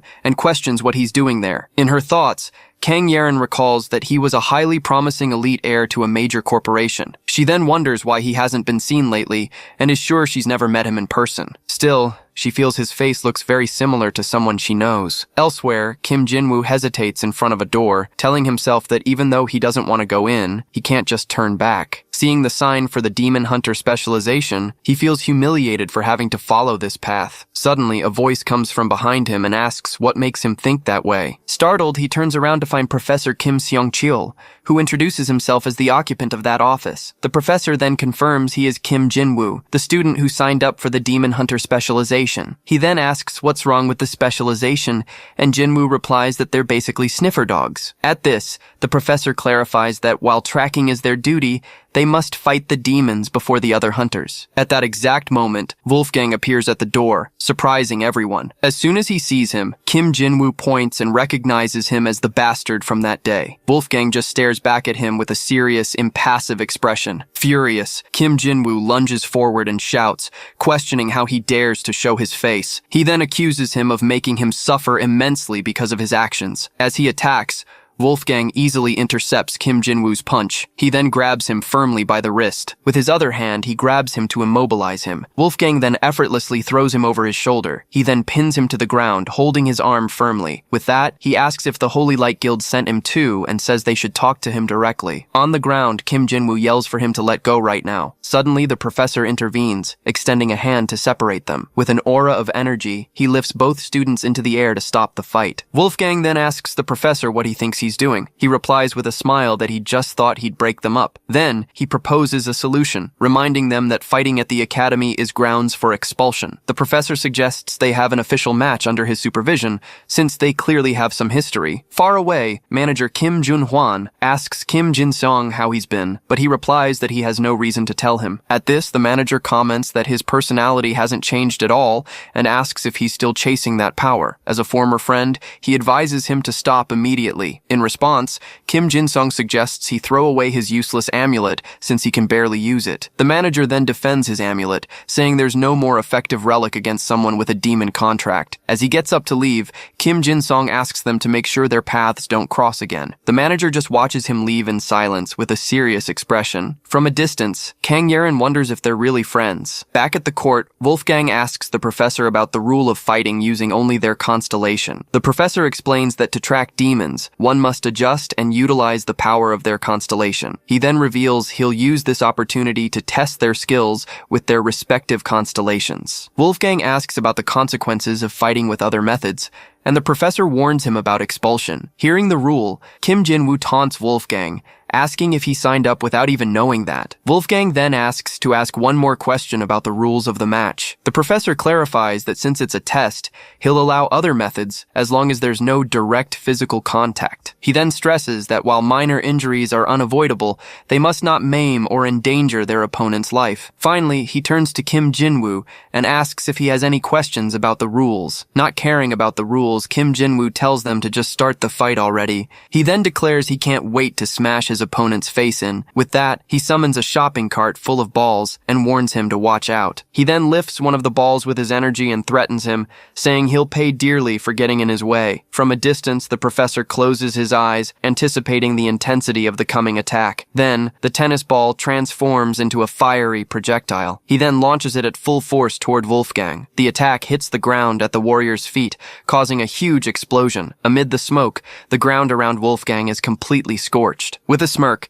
Kim Jinwoo reveals he tried to imitate a fireball and asks what he thought. From within the smoke, Wolfgang complains that his clothes were damaged and that it's an annoyance. At this, Kim Jinwoo taunts him, suggesting he give up and beg for forgiveness. Wolfgang just says he talks too much, and the other accuses him of trying to buy time. Visibly irritated, he comments that it seems his opponent only understands things after getting beaten up. With a serious look, Wolfgang gives him 1 minute to do whatever he can. After receiving the document confirming the fee payment, Kang Yerin thanks him and says they can go. The two then walk down the long stairs of Seoul Academy, leaving the campus behind. As they walk, Kang Yerin asks if she can ask him a question, and he agrees. With that, she asks if something happened between him and that person back in their academy days, because the tension between them was strange. The manager brushes it off, saying that's just how rivals are, in a love-hate relationship. He then comments that time doesn't heal everything, even years after graduation. Kang Yerin says the situation seems complicated, and he agrees, but states that it didn't seem like they completely hated each other. She then continues down the stairs as he follows close behind. He watches her walk away, and thinks that he used to believe that too. With that, he concludes that his friend, Kim Jin-sung, finds it hard to admit that reconciliation is a complicated thing. Back in the fight, Kim Jinwoo unleashes his fireball technique and asks what his opponent thought of it. Unshaken, Wolfgang grants him a minute and dares him to do his worst. Suddenly, the court explodes in a series of massive attacks. Seeing the destruction, the professor reacts, shocked by what's happening. He then runs toward Kim Jinwoo and scolds him, asking if this wasn't going too far, even after his warning. At this, Jinwoo furiously reveals that his contract with the constellation was broken because of him, and that he ruined everything. The professor ignores his complaint and warns that he'll handle the situation, but that he'd better pray the other guy isn't seriously injured. He then launches a powerful attack to contain the destruction. Amid the dust, Wolfgang complains that his clothes were ruined. He then comments on the poor durability of clothes from this era. Then, he excuses himself for a moment and prepares to act. Using a teleportation skill, he grabs the clothes from one of the researchers and asks to borrow Fenrir's pelt. He then appears on the court in his new attire, leaving the professor behind. He then throws the wolf pelt onto the ground. Surprised, Kim Jinwoo questions what skill he just used and what that animal pelt is. Then, Wolfgang gets into an attack stance and says something has been bothering him. With a serious look, he reveals that the tattoo on his opponent's arm contains demonic power. Then, he leaps into the air in a swift motion, preparing to strike. He then hits him with a powerful blow that slams him to the ground. After the impact, Wolfgang stares him down with a serious expression. In a second attack, he jumps and strikes the ground with a force that shatters it completely. Lying on the ground, Kim Jinwoo screams as he clutches his injured arm. From a distance, the professor watches the scene in shock, recognizing the energy. At that, the tattoo on his arm begins to glow intensely, and he screams again. The professor then questions why that energy is with him. Next, a shadowy, three-headed creature manifests around Kim Jinwoo. The professor quickly asks why the guardian of the underworld is bound to him. A spectral figure then warns Kim Jinwoo that he will be held accountable and that a contract with Cerberus is his only way out. At this, he refuses to make a contract with the demon, fearing the price to be paid. However, the figure insists that he must accept, or else he will die. In a panic, Kim Jinwoo yells for everyone to run, afraid they'll be devoured by the creature. Wolfgang then covers his mouth, telling him not to be afraid, because the creature will kill him. He explains that the beast feeds on fear, and assures him no one will die there. The professor adds that once empowered, the demon will demand his very lifespan as its price. With that, Wolfgang instructs him to control his breathing and look the creature directly in the eyes. From a distance, the professor despairs, realizing he can't control the situation. Wolfgang then offers to show him firsthand that demonic power is not the path to true strength. While the professor reflects on his new students, Kim Jinwoo wonders what that pelt was that he just used. Then, the wolf pelt emanates an immense energy that surprises everyone. Seeing the aura that envelops the court, Kim Jinwoo wonders what kind of power it is. Soon, the energy manifests in the form of a giant wolf, which recognizes Wolfgang by the scent on the wind. Facing the creature, Wolfgang calls him Fenrir and invites him to test if his fangs have grown dull. With Fenrir's imposing presence, the beast loses its will to fight and questions if it was summoned for something so trivial. Wolfgang then explains that he summoned him to mark a new beginning, as he has discovered that demons still roam in this era. Fenrir comments that even after 1,000 years, Wolfgang still seems to be trapped in the past. With that, he instructs him to deal with the Hound himself and says he will inform the others of his return as Wolfgang bids him farewell. Still in shock on the ground, Kim Jinwoo questions what he just witnessed, realizing the wolf had spoken. Far from there, Kang Yeren runs hurriedly down a sidewalk. A man rushes her, complaining that a late payment messed up his whole schedule, and she agrees to walk faster. Suddenly, assistant manager Kim Jun-hwan gets her attention and asks her to look at the sky. He then points to a flying object and asks if it doesn't look familiar to her. Back on the court, Wolfgang seems confused, but believes he's on the right path as a voice announces his arrival. Immediately after, a spinning sword flies toward the court, and Wolfgang comments on the slowness of that old relic. The demonic creature senses the sword approaching and becomes utterly terrified. In an instant, Wolfgang's giant sword slams into the ground with overwhelming force. Kim Seong-chil initiates the conversation by explaining that making contracts with demons isn't illegal. It's actually a resource used by demon hunters to track them down. Even so, the professor says he doesn't understand. Kim Jinwoo's brother is a promising new generation hunter, and his father is a famous martial artist and wealthy businessman. Because of this, he asks Jinwoo directly why he made a demon contract when his family could easily obtain a sacred relic. Faced with the question, Kim Jinwoo asks if he really needs to talk about that subject. The professor warns him that he won't insist if he doesn't want to be a demon hunter. However, as his advisor, he needs an answer, because demonic contracts come with a terrible price. Next, Kim Seong-chil reveals that the terms of Jinwoo's contract with Cerberus are dangerous. They require half of his remaining life as payment. Hearing this, Wolfgang stands up in shock and points, exclaiming that the situation is much more serious than he thought. It is a contract that devours the contractor's life. With his head down, Kim Jinwoo finally asks what would happen if he were just an abandoned child. He begins to explain that his martial artist family was ecstatic when his brother made a contract with the descendant of the barbarians constellation. They believed they would soon become the best in Korea. Kim Jinwoo continues, explaining that this was the lifelong dream of his father, a legendary martial artist, although today he is better known as a businessman. Thus, he reveals that the contract was expanded to a family contract. It made it seem like his father's dream was finally coming true. He then recalls that while everyone was busy celebrating the family's achievement, the talentless son and major disappointment ruined everything, causing the constellation to end its contract. Back in the present, Jinwoo vents that none of this would have happened if it weren't for him. Not understanding the accusation, Wolfgang asks why that would be his fault. In a flashback, the descendant of the barbarians constellation manifests. It tells Wolfgang that it is not angry, as the disrespect was just the ignorance of a child who didn't recognize him. Soon after, the constellation asks for forgiveness for not knowing who he was. Back in the present, Wolfgang assures Kim Jinwoo that his punishment for challenging him ended there. What happened afterward was strictly between him and the constellation. In the flashback, Wolfgang grants his forgiveness. However, he asks the constellation if it shouldn't take action, since the child was using the power incorrectly. In response, the constellation's manifestation agrees and says it was already planning to do so. In the office, Wolfgang comments that he didn't expect that to lead to the contract's termination. He figures the constellation must have already had doubts about Jinwoo's family. With that, Kim Jinwoo stands up and yells that this is ridiculous. His brother is a genius, and if there was any flaw, the termination should have only happened to him. Wolfgang replies that since he doesn't know his brother, he can't say for sure, but at the very least, Jinwoo failed to use the power correctly. He continues, clarifying that it isn't a matter of talent, but of method. If the family uses the power the same way, they were simply incompatible with that barbarian. Indignant, Kim Jinwoo points at Wolfgang and asks how they could have used the power wrong, insisting that his brother is an absolute genius. At that moment, the office door is kicked open. Surprised, Jinwoo turns around and recognizes the person, questioning his brother. Immediately, his brother calls him trash and orders him to leave right away. The scene shifts outside, where Kang Yeren is running toward the academy building. She then yells for someone to hurry up, saying they will be in trouble if Wolfgang causes another scene. A voice replies that she was the one who told him to hurry. Meanwhile, Kim Jun-hwan, the assistant manager, appears dizzy while complaining about the stairs. Outside, as he is dragged down the hallway, Kim Jinwoo screams that he was wrong and that he will fix everything. He is then dragged out of the building while begging his older brother to stop. The scene pans out, showing the two of them crossing the academy courtyard. With that, his brother throws him forcefully onto the grass. Fallen on the ground, Jinwoo starts to cry. His brother tells him to stop crying and calls him trash,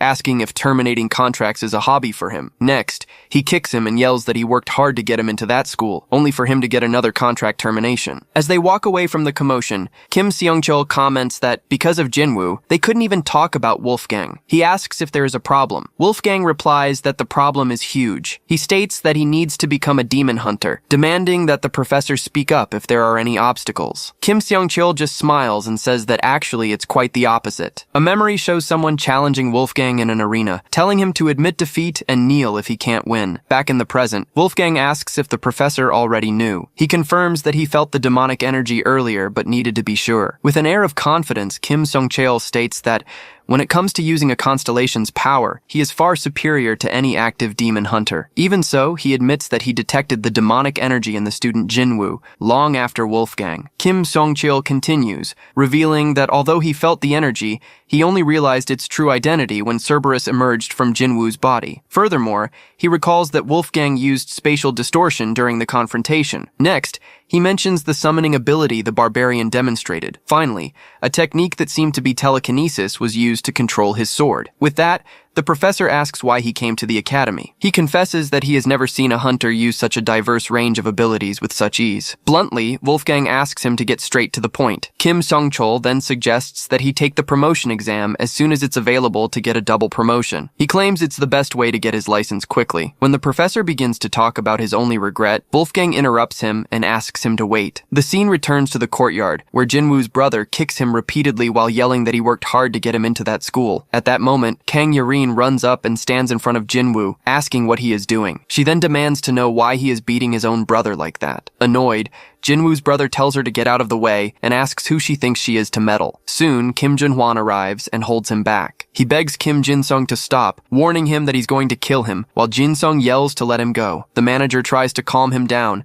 asking why his temper has become so violent. Jin-sung shouts that it's none of his business. Suddenly, Kim Seong-chul's hand strikes Kim Jin-sung's face with a hard slap. Following the blow, Kim Jun-hwan watches in shock as Kim Jin-sung lowers his head. In the distance, Kang Yarin and Wolfgang also observe the unexpected scene. Kim Jin-sung turns his face to the side, still surprised by what happened. Holding Jin-sung's wrist, the professor reminds him that fighting outside of dungeons is strictly forbidden. Inside the academy, this behavior can easily lead to expulsion. Kim Seong-chul then adds that, above all, he can't believe Jin-sung dared to try and drag his student outside right in front of him. With a serious look, the professor strongly advises him to stop immediately. He then threatens him, saying that otherwise he could arrange an appropriate stage for the two of them, taking that as a challenge. Surprised by the statement, Kim Jin-sung asks if he really said his student. Jin-sung argues that his brother doesn't even have a contract with a constellation or a demon. He asks if the professor really intends to keep him at the academy. The professor replies that whether or not he is a contracted hunter doesn't matter. It has nothing to do with him becoming his student. After hearing the response, Kim Jin-sung stares at the professor in silence for a moment. Kim Seong-chul returns the gaze, maintaining his firm stance. Finally, Kim Jin-sung gives up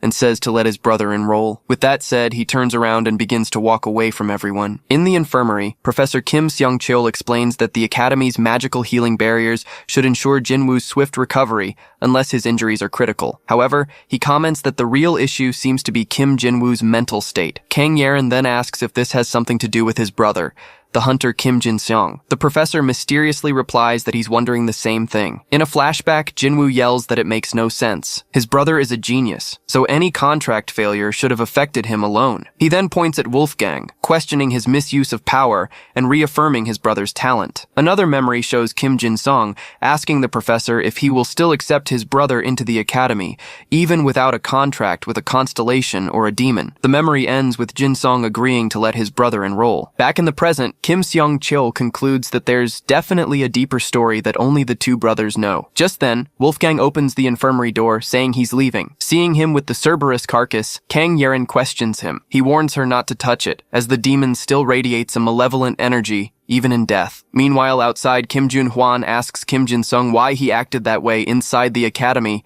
instead of handling it at home. The manager reminds him that this is about his brother and his family, but Jin-sung retorts that for that very reason, he shouldn't meddle. Jun-hwan then asks if the change in his behavior is related to his recent disappearance, but Jin-sung cuts him off, saying he has his reasons. When the manager presses him, asking what reasons could possibly justify beating up his own family, Kim Jin-sung shouts at him to stop playing the righteous investigator. After the argument, Kim Jin-sung walks away and gets into his car. Inside, he asks Kim Jun-hwan why he stopped investigating his father. The manager replies that it was because he left the association. Jin-sung then questions if the Hunter Association knows that his father managed to get his hands on that power. Kim Jun-hwan reveals they don't know the details because he omitted them from his reports, as the association would not be happy to learn he uses demonic power. Hearing this, Jin-sung deduces he never reported it and asks if the decision was made because of him. With a conflicted look, he confesses he doesn't know whether to thank or resent the manager for that choice. Shortly after, the car drives off, leaving Kim Jun-hwan alone in the parking lot. The scene shifts to the front of the Archaeologist Hunters Association building. Inside, a man looks surprised and asks if Wolfgang really wants to make armor from the Cerberus carcass. Wolfgang confirms his wish to find a skilled blacksmith and asks for an introduction. Seeing the situation, the man asks Kang Yeren to explain the process to the barbarian, and she wonders where she should even begin. The man then clarifies that they don't hire blacksmiths directly. Instead, they sell materials like the carcass on the association market and use the money to buy ready-made equipment. He then asks Kang Yeren to take a picture and post the item, since his commission fee on the market is too high. She agrees to list the item, but on the condition that Wolfgang helps her with her research later, sealing the deal. The man then asks what kind of equipment they should buy with the money from the sale. Wolfgang replies that since it's not for him, he can't say. Confused by his answer, the man and Kang Yeren ask who the equipment is for. In an office, Jinwoo's father is informed that the Cerberus hide has been listed on the market and that the young master has not yet returned from the academy. With a serious look, the man asks if he's sure his son hasn't come back. His subordinate confirms and reports a battle at the academy against a man named Wolfgang. It resulted in Cerberus's annihilation and Jinwoo's hospitalization after being beaten by his brother. Upon hearing Wolfgang's name, the father orders for the cleaners to be called to get rid of him discreetly. However, he changes his mind, saying that to keep Jin-sung's mind intact, they must keep Jinwoo alive at all costs. With that, he orders them to bring Jinwoo back immediately, as he will decide his son's fate himself. Just then, Kim Jin-seong appears at the door and asks them to wait. His father turns and asks how long he's been listening, but Jin-seong denies hearing anything. The man tells him not to pretend. After his son apologizes, he reveals that that person will awaken soon. He then declares that when that happens, all the power in this world will belong to their family. Hearing his father's words, Kim Jin-sung reacts with a shocked expression. He then apologizes and says he will take his leave. As soon as he's gone, the chairman orders his chief of staff to keep an eye on Jin-sung as well. The scene ends with Kim Jinwoo lying on the infirmary bed, letting out a sigh. In a flashback, Kim Jin-sung hands a piece of paper to his brother. When asked what it is, he replies that it's a Cerberus tattoo. He then instructs Jinwoo to inscribe the design on his body to form a contract with the demon. Jin-sung warns him to accept the contract no matter what Cerberus demands, as its power would help him easily reach C rank. However, Jinwoo refuses, saying he'll work hard to get a contract with another constellation. He questions how his brother could ask him to make a pact with a demon. His brother then warns him that he'll die if he doesn't, asking if he knows what happens to those who defy their father. Jin-sung then reveals that their father wouldn't hesitate to kill his own son, and that a demonic contract is the only thing that could please him. He continues, explaining that their father spent years working to awaken that power, a power that soon not even the Hunter Association will be able to ignore. Jinwoo suggests asking his friend at the association for help, arguing that the Cerberus contract demands half his life, a price far too high. With his face shadowed, his older brother simply replies that he can't do that. With tears in his eyes, he explains that if he does, his friend will surely die. He begs Jinwoo to do as he says, as it's the only way for any of them to survive. Back in the present, Jinwoo is still lying on the infirmary bed, staring at the ceiling. A tear rolls down his face as he whispers his brother's name. Suddenly, a hand shrouded in an aura begins to materialize above him. Startled, Jinwoo screams,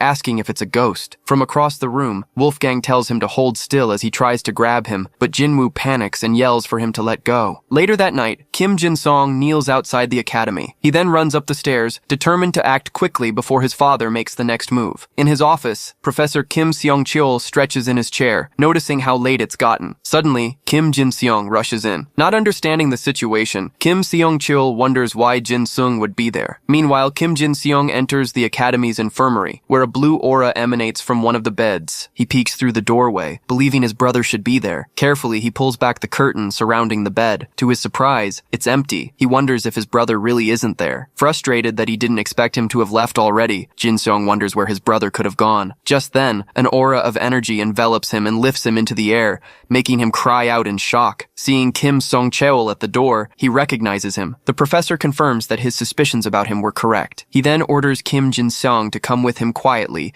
unless he wants to make a scene. Elsewhere, Kim Jin-woo is cornered, asking in fear who the person approaching him is. At this, Wolfgang declares he will make Jin-woo his first subordinate. He then tells him to take off his clothes so he can take his measurements, leaving Jin-woo completely confused. Wolfgang then asks Kim Jin-woo if he'd rather make a contract, offering to persuade the barbarian's descendant to contract with him again if he proves himself worthy. Surprised by the offer, Jin-woo asks if he can really get a new contract with the barbarian's descendant. Wolfgang clarifies that he can't offer any guarantees, but if Jin-woo becomes a warrior the constellation can respect, they'll have a justification. Hearing this condition, Kim Jin-woo's expression fills with newfound hope. After a brief moment of hesitation, he lets out a sigh and makes his decision. He then kneels before Wolfgang and begs him to teach him, asking what kind of warrior he needs to become. With an imposing gaze, Wolfgang declares that from this moment on, he will be reborn as the ultimate shield warrior. Confused by the title, Kim Jin-woo asks what kind of warrior that is. After taking his measurements, the young man asks if they just need to find some gear that fits, and Wolfgang confirms. Wolfgang then specifies that he needs a huge shield to match his size, and nothing else matters. The young man then reports that, coincidentally, they've just received a purchase order for the Cerberus carcass, so they should be able to get a shield right away. Still, Wolfgang says he'd rather take a look himself, and when asked, confirms he wants to go right now. While carrying the carcass, Kim Jin-woo wonders who could have bought the item from the market. With a worried expression, he tells himself he hopes it wasn't his father. Back at the association, Kang Yerin tells her colleague she got a message from the academy's professor. The scene shifts to the professor's office, where he places his cell phone on the desk. With Kim Jin-sung in front of him, the professor steps closer and tells him to start talking. He then asks if he got another demon's mark and is trying to force his brother into a new contract, questioning if he has any idea of the terrible price behind it. Seeing that Jin-sung has no intention of answering, the professor says he understands this is for everyone's good. With that, he suggests that running away won't solve anything and offers to help, but Jin-sung refuses, stating the professor can't handle the situation. The professor then informs him that Jinwoo is with the archaeologist hunters, and he can find him by contacting Junhwan, but that he will no longer accept Jinwoo at the academy. Outraged, Jin Seong grabs him and shouts, reminding him that he had promised to accept him. Finally, Kim Seong-chul explains that a demon hunter must be prepared to die, and asks how he can trust someone who treats the academy as just a shelter. The professor then offers to help Jin-sung use the academy as a shelter, but demands he first explain what's happening with the brothers. At this, Jin-sung begins to tell an old story, revealing that despite being a renowned martial artist, his father was never chosen by a constellation. He continues, explaining that his own contract with a foreign constellation was recently terminated, proving what his father always said, that there are things money can't buy. Next, Jin-sung reveals he received his first invitation in 15 years to a high-ranking hunter club, but was uninvited as soon as they learned of his contract's termination. He then states that his father isn't the type of man to let a humiliation like this slide,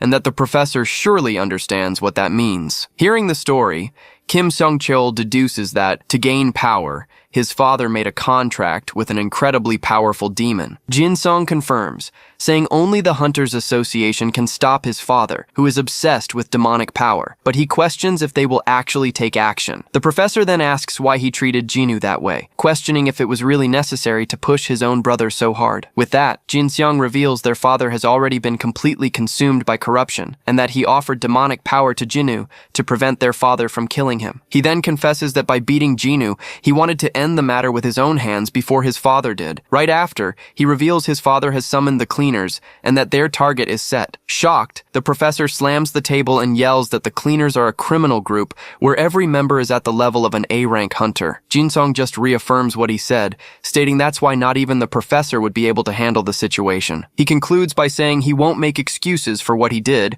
as he did the best he could, believing it was better than letting Jinwoo die. Defeated, the professor sits down and admits that if all of this is true, then not even he can handle the situation. Jin-sung laments, saying that if his contract with the constellation had remained intact, none of this would have happened, and his father wouldn't have changed so much. The professor then says that, even so, regardless of what Jinwoo did wrong, he couldn't just stand by and watch a father hurt his own son. With a determined expression, Jin Sung declares that whatever it takes, he must resolve the situation, as it's a family matter. The scene moves to the next day. Kim Jin-woo appears with a tired expression. Then, the young man from the association hands him a shield, saying that while it's not a holy relic, it's still very good and he's sure he'll make good use of it. Wolfgang then easily takes the shield and comments that it's light and sturdy, perfect as a first shield. Even so, Jinwoo complains that seeing it in person, the shield seems very dull compared to weapons like swords, spears, or hammers. At this, Wolfgang warns him, saying he needs to know his own limits because with any other weapon, he wouldn't even be able to scratch a demon. He then explains that with a shield, it's a different story, since by focusing on defense, he can guarantee his survival, which leads Jinwoo to ask if he's calling him weak. Without hesitation, Wolfgang replies yes, and states that he's not using his full strength. In a flashback, he comments that Jinwoo's fists certainly pack a good punch. However, he clarifies that a demon can't be defeated with simple punches, and that he needs to learn how to channel his entire body's strength at the right moment. Wolfgang concludes, saying that if Jinwoo could do that, he wouldn't have resorted to demonic power when he was caught from behind during the duel. Back in the present, Kim Jinwoo stares at the shield in silence, processing the barbarian's words. The scene shifts to the estate of Chairman Kim Tae-gwan, the father of Jin Seong and Jinwoo. Inside the mansion, someone descends a dark staircase toward a basement. Down below, Chairman Kim prepares to begin a dark ritual in front of two other people. With a furious look, he curses the bastards from the Hunters Association and his useless sons, declaring he doesn't need any of them to reach the top. He then clenches his bloodied fist and lets his blood drip into a chalice. The drops of blood mix with the red liquid already filling the vessel. With that, a huge magic circle materializes on the floor around him. The chairman then raises the chalice and shouts, offering the blood of his humble servant to the great Father of Darkness. He continues his prayer, asking for the entity to look upon this old world full of hypocrisy. With the sky darkening outside, he cries out for the rotten order of light to be destroyed and for the red eye of the heavens to open. Nearby,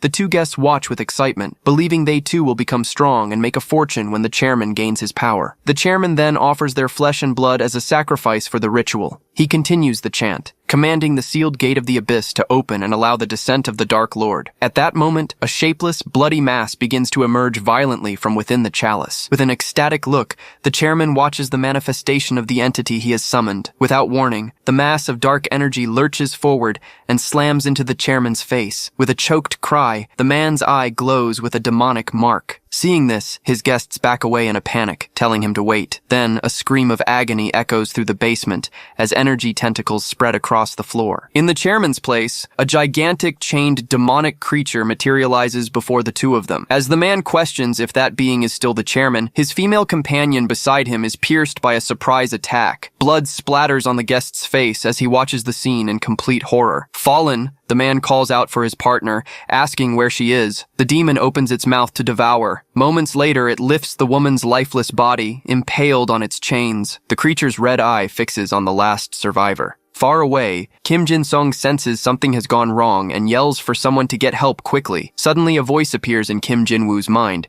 begging for his son or anyone to call someone who can stop this. The voice then completes the desperate plea, telling them to hurry while he is still conscious. Atop a building, Kim Sung-cheol and Kim Jin-sung watch the sky as the moon turns red and the earth trembles beneath their feet. In desperation, the professor screams, asking what's happening, while Jin-sung can only think that this can't be real. Just then, Kim Jin-sung's cell phone starts to vibrate. On the other end of the line, the chief of staff yells in a panic, warning young Master Jin-sung that they are facing a major crisis. Answering the call, Jin-sung hears about the president and realizes his father has finally started to act. The scene shifts to the basement of the Archaeologist Hunters Association, where Wolfgang and Kim Jinwoo are preparing to train. Jinwoo complains about the dusty place, and Wolfgang explains that as archaeologist hunters, they don't have a proper space for combat training. With that, Wolfgang tells his subordinate number 1 to calm down, as he gets too excited in battle and loses his balance. Then, a memory reminds him of how he always leaves himself open for a counterattack. Even so, he takes a deep breath and composes himself, saying he'll try. Soon, Kim Jinwoo raises his shield,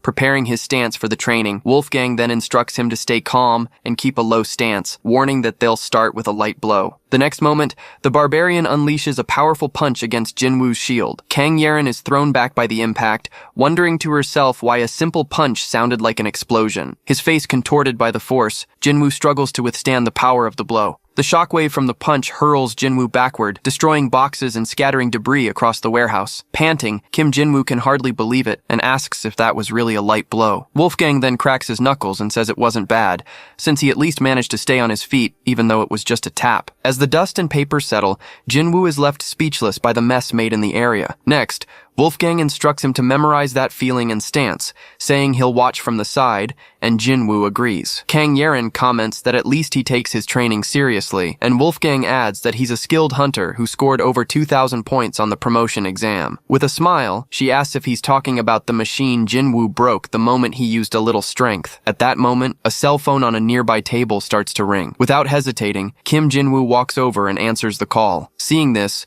Wolfgang comments on how easily he loses focus.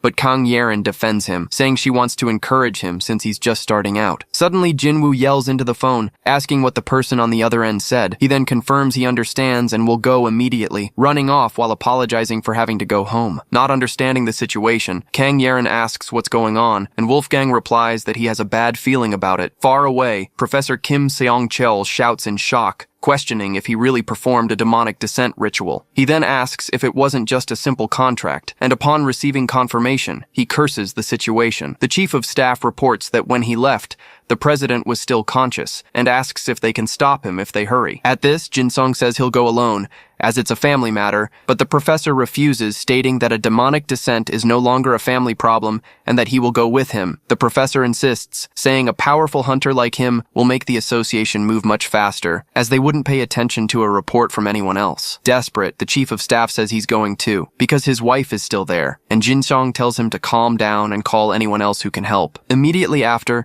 the three of them start running at high speed through the city streets. Back at the warehouse, Wolfgang states that something is wrong and he needs to leave because of a bad feeling. While cleaning up the mess, Kang Yerin jokes, asking if he's trying to get out of work, but he denies it. Wolfgang then walks toward the warehouse exit. Outside, the two look up at the sky, which has suddenly darkened, and Kang Yerin questions why this is happening in broad daylight. With his gaze fixed on the sky, Wolfgang senses a sinister energy in the air. He then tells her it seems a demon has appeared, leaving her shocked by the news. Wolfgang asks why that would be impossible, recalling that subordinate number 1 also made a contract, but she argues that a demon appearing on the surface is something else entirely. Even so, he replies that he doubts things will stay this way from now on. With an aura of power surrounding him, Wolfgang concludes that it seems they are beginning a full-scale invasion after waiting for 1,000 years. Desperate, Kim Jin-sung runs through the streets praying he can make it in time. Soon after, he reaches the door of his family's mansion. As he gets closer, he shouts in fear, asking what's happening there. Without warning, chains of red energy shatter the front door. Next, the energy completely destroys the home's foyer. A huge explosion of energy erupts from inside the property. Shielding himself from the blast, Jin-sung wonders if he's too late, calling out for his father. Suddenly, something in the sky catches his attention. Even without understanding, he wonders what it could be. Soon, everyone watches as a gigantic energy sword descends from the heavens toward the city. The colossal weapon strikes the ground with devastating force. Facing the threat, Wolfgang draws his sword and orders Yerin to evacuate to a safe place. At this, she tells him to be careful, warning that the Hunters Association is already on its way. Without hesitation, he propels his body forward. Then, Wolfgang leaps toward the energy, his own weapon in hand. Amidst the destruction, Wolfgang tells the demons to wait, because the last barbarian is coming for them. The scene shows fire and destruction spreading across the battle site. Elsewhere in the city, Kim Jin-sung appears, panting and wounded amidst the wreckage. He then screams for his father not to succumb to the demon and to wake up. Suddenly, a chain of energy shoots toward him from the darkness. With that, the chain pierces through his body. Then, a demonic voice informs him that this man is no longer his father. Facing the creature, Jin-sung falls to his knees as the voice tells him not to despair. Finally, the demon reveals that, starting with his father, it will slaughter every last human being. Chained and trapped, Kim Jin-sung screams. He questions how his father could end up like this, begging him to come to his senses. In response, the demon calls him a fool for still clinging to the dead and tells him to just die, as it launches an attack. His face twisted in pain, Jin-sung refuses to accept the end, declaring he can't die like this. In that instant, Kim Jinwoo suddenly appears and blocks the attack with his shield. Seeing his younger brother protecting him, a shocked Jin-sung asks what he's doing there. With a determined smile, Jinwoo tells his brother not to worry. This time, he will protect him. The scene shifts to the Guxiang dungeon in China, where a hunter tells his partner they're almost done. Immediately after, a monster attacks the pair with a sharp cry. The female hunter identifies the attack as a dragon's breath and yells for her partner, Shihao, to get behind her. With that, she conjures an energy barrier that withstands the impact of the fiery blast. Seeing that Yang Yang blocked the attack, the hunter charges forward to counterattack. He then leaps over the monster, preparing to deliver the final blow. With a war cry, he drives his spear into the creature's head, declaring that this ends here. Struck, the monster lets out a final screech of pain and is defeated. With the battle over, the two hunters celebrate, cheering that they've cleared an A-rank dungeon. Striking a victory pose, the pair of hunters celebrate, shouting that they truly are the best. As the female hunter smiles, her partner says the elders will finally recognize them now, then stabs her. Confused, she can only react as she spits up blood. With that, the hunter holds his partner's body as she collapses, lifeless. The next instant, he too is stabbed and screams, demanding the attacker reveal themselves. With a final breath, he can barely react to the attack. Soon, a mysterious assassin appears before the fallen bodies of the two hunters. He then comments that the two A-rankers barely put up a fight, and that he's moving to the next target's location immediately. Next, the assassin looks at a photo of Wolfgang on his phone. On top of a building, Wolfgang says he doesn't know why the sky suddenly changed, but the chaos only plays to his advantage. Far away, the assassin notes his next target is just an F rank, but there must be something special about him for a kill contract to be issued. With that, he declares he'll finish him in a single, clean blow. Wolfgang then defends himself from a surprise attack that explodes against his sword. From the impact, he's enveloped in a dark aura and retreats. Kneeling on the ground after the attack, Wolfgang coughs as the assassin watches from above. As the assassin reports the target's elimination, his constellation warns him to retreat immediately, leaving him confused by the message. Suddenly, Wolfgang appears, and the assassin panics. Then, he cuts him down as if he were nothing. Spitting blood, the assassin boasts that Wolfgang may have defended against one target, but he definitely inhaled the poison. With a threatening gaze, Wolfgang declares he is no one's target but the hunter, and warns him not to interfere with his hunt. Meanwhile, back at the main battle, energy chains surge across the battlefield. Kim Jinwoo manages to block the attack with his shield, resisting the impact of the chains. When his brother asks, he assures him he's fine, remembering Wolfgang's instructions to keep his calm and posture. With a monster approaching from behind, Jinwoo thinks that he just has to hold on until other hunters arrive to help. Then a demon attacks them, and the impact of the attack hurls the brothers through the air. Jinwoo quickly runs to protect his fallen brother, asking if he's okay and what that thing is. Looking around amidst the chaos, he wonders where all these monsters came from. The scene pulls back to reveal the giant demon on a cliff, watching the destruction spread across the city. The battlefield transforms into an abyss of fire and broken rock. From the cracked ground, a monstrous hand emerges amidst the flames. Soon after, hordes of demons of all shapes and sizes begin to emerge from the abyss. Trembling, Kim Jinwoo can hardly believe the absurd number of monsters that have appeared. With a roar, the creatures charge toward the brothers. With a determined look, he tells himself to get a grip, because if he gives up now, his brother will die. The next moment, Jinwoo throws himself in front of his brother and blocks a golem's punch with his shield. His face twisted with effort, he struggles to withstand the impact of the blow. Exhausted on the ground, he tells himself he has to hold on. With a furious shout, he gets back up, determined to hold out until the other hunters arrive.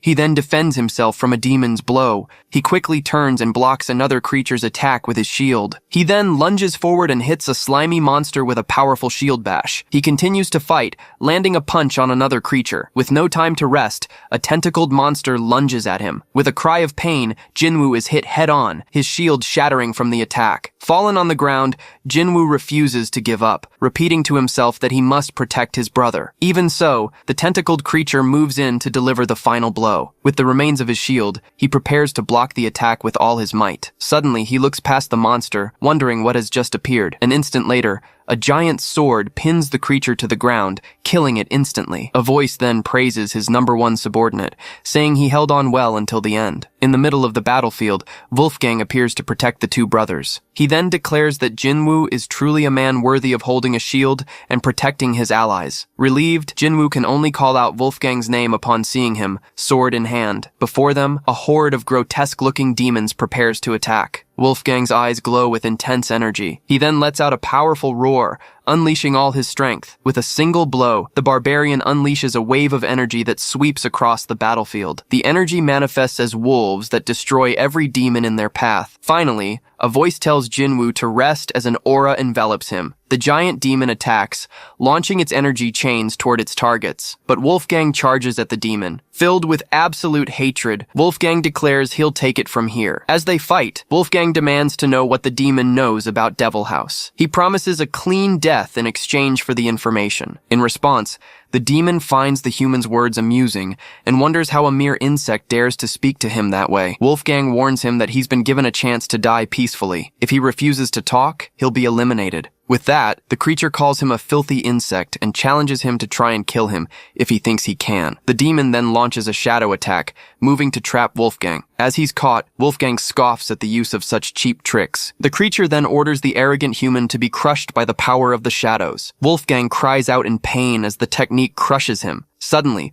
the energy intensifies, causing the demon to scream as well. Surprised, the demon wonders about the source of this immense energy. The shadow restraints begin to cut into the barbarian's body. With that, his blood begins to gush from the wounds. Even so, an aura of blue energy emanates from his body, breaking the restraints. The demon questions how he broke free from the shadow, realizing Wolfgang is no ordinary human. Then, a powerful blue energy attack cuts through the ground in front of him. With his eyes glowing red, Wolfgang spins and unleashes a powerful blow with his sword. The blade, covered in a blue energy aura, strikes the demon square in the chest. Startled by the attack, the demon cries out in pain. The impact of the sword throws the creature backward, breaking the chains that held it. Facing his enemy, Wolfgang points at him and says he is weak, so weak that his name isn't even worth remembering. Enraged by the human's audacity, the demon Umbrax orders his servants to kill him. With that, a giant stone golem materializes and advances toward Wolfgang. Carrying his brother on his shoulders, Kim Jinwoo yells for Wolfgang to watch out. The golem then raises its stone fist and delivers a crushing blow toward the barbarian. Despite the attack,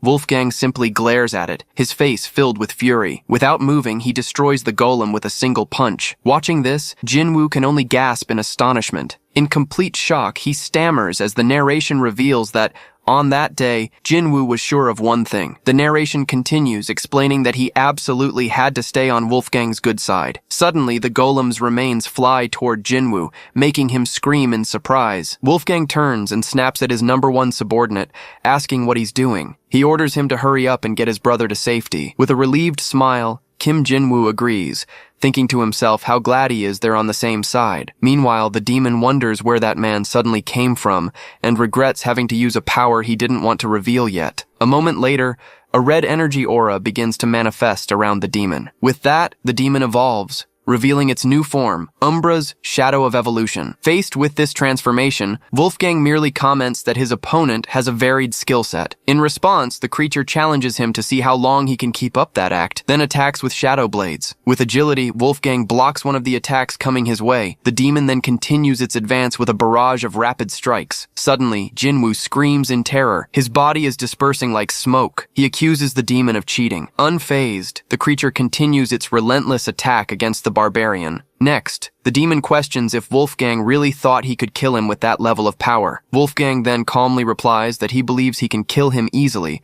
even at that level. Shocked by the human's confidence, the demon can barely finish its sentence. Furious with his opponent's arrogance, the creature prepares for another attack. With a furious cry, the demon calls him a filthy insect and orders him to just die. In a flashback, an older barbarian asks his companion, Jonas, if he's heard the rumors about demons that are immune to attacks. The older barbarian tells Wolfgang not to be afraid. Wolfgang retorts, but his master cuts him off, claiming the demons will be useless against his warhammer, blessed with the lightning of angels. Back in the present, Wolfgang blocks the demon's attack with a glowing warhammer. Surprised, the demon wonders how a human is deflecting its attack. Then, it realizes the weapon is blessed by an angel. With the weapon in hand, Wolfgang mentally thanks his old companion, Jonas. The creature glares at its opponent with fury. Next, Wolfgang attacks the demon with the full force of his warhammer. The impact of the weapon generates an explosion of energy. Struck squarely, the creature staggers back. In a rage, the demon calls him a bastard and realizes that this won't work. With that, Wolfgang asks one last time where Devil House is. The creature then curses the situation as its shadow form detaches and tries to flee. While the creature thinks that it can't believe it was defeated by a pathetic human, Wolfgang stands over the demon's defeated body. Demanding an answer, Wolfgang smashes the ground with his hammer in a final attack. With the impact of the blow, the creature's shadow form is thrown far away. Right after the hammer is thrown at the creature,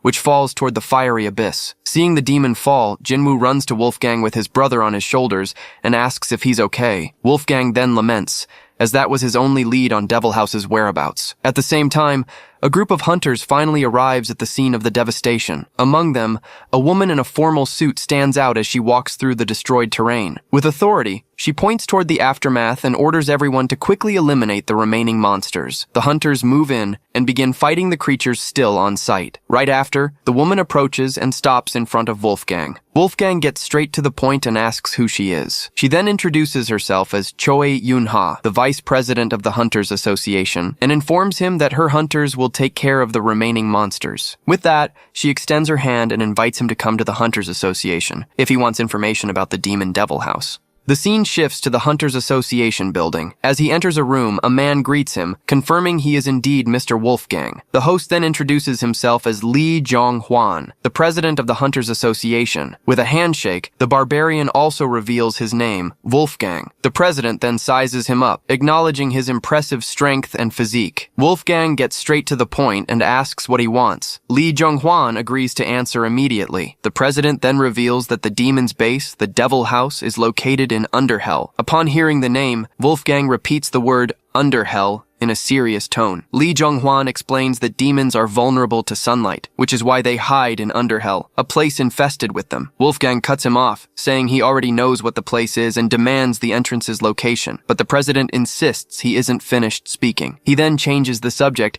recalling the day Wolfgang destroyed a sacred relic at the Hunter Promotion Test Site. Lee Jong-hwan continues, adding that he also destroyed the barrier that kept the Slime King under control, allowing it to escape. Furthermore, the president mentions that a demon was summoned at the academy right in front of the barbarian. He goes on, citing how Wolfgang subdued the Cleaners, a group of increasingly powerful assassins. Finally, he points out that the barbarian emerged unscathed from his confrontation with the demon Umbrax, making Wolfgang wonder where he's going with this conversation. Lee Jong-hwan questions him about the coincidences, citing the emergence of a powerful figure who made a contract with a constellation and soon became involved with demons. For this reason, the president declares that he needs to verify Mr. Wolfgang's true identity and purpose. Thus, the constellation Son of Hwanung summons an altar called the Chamsongdan altar. The summoned figure reveals itself to be the constellation Son of Hwanung, Dangun Wangjum. Faced with this situation, Wolfgang asks if he's being accused of allying with demons. The president replies that's not quite it, as an energy envelops him.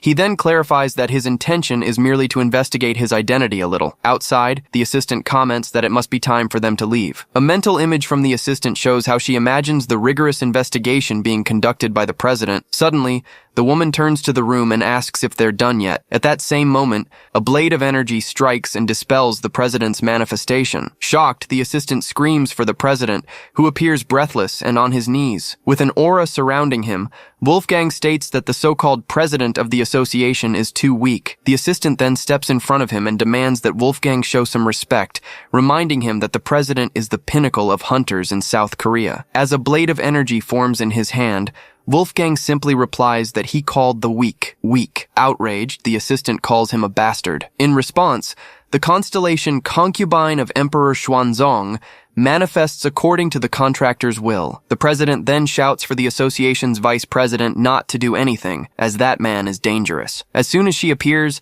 the constellation attempts to use a dominant seduction skill on the target. The woman envelops him with her presence and kisses him. Possessing Wolfgang's body, the constellation turns and questions how they dare direct such words at the president, calling him an insignificant human. With that, the vice president turns and informs her superior that she has dealt with him. The president, however, yells for the vice president to watch out for what's right behind her. She turns around, confused, and asks what's wrong. The president just curls up on the floor. As the president groans in pain, Wolfgang turns and walks toward him. The barbarian then demands they tell him the information about Underhell. The scene shifts to a fortress located in the third floor area of Underhell. Inside a large throne room, a small creature stands in the center. The demon Umbrax then addresses his friend Devil House and says he needs a favor. Sitting on his throne, the hooded demon questions since when they were friends. Umbrax then asks if he's still holding on to the past. The hooded figure recalls that 1,000 years ago, the words of the bastard who took his territory were not the same when he lost his army. To change the subject,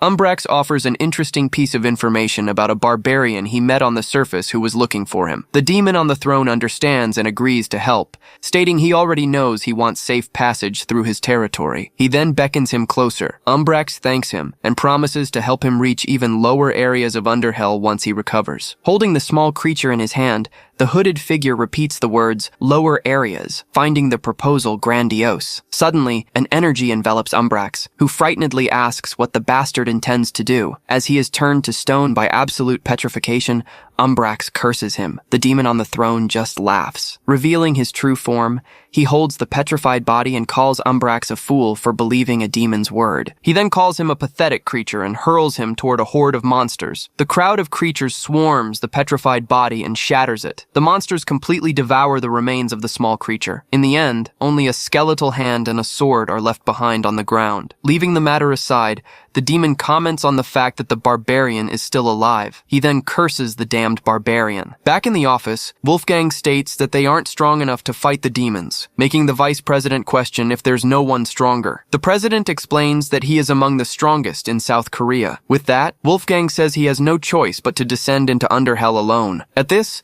Lee Jong-hwan tries to calm him down, saying there's no need to rush, as the appearance of a demon was a rare situation, and there won't be any immediate problems. Wolfgang, however, looks outside and says something is strange. The president asks if there's some kind of problem. The barbarian then questions why the darkness hasn't dissipated, even after so much time since the demon was defeated. In that same instant, a pressure hits the room, making the president ask what it is. Wolfgang then recognizes the energy spreading through the area. Shortly after, a rift of energy opens in the middle of the room. From it, the demon Volcalas emerges in Seoul. At the same time, in Daejeon, the demon Batwing appears. Meanwhile, in Paju, the demon Astaroth also manifests. The president asks what's going on, and Wolfgang confirms it's a demon. Without hesitation, the barbarian leaps through the broken window toward the city. As he falls, he summons his energy axe. Landing on another building, the impact of his strength shatters the roof. As demons emerge one after another, he swiftly leaps between buildings. With every move,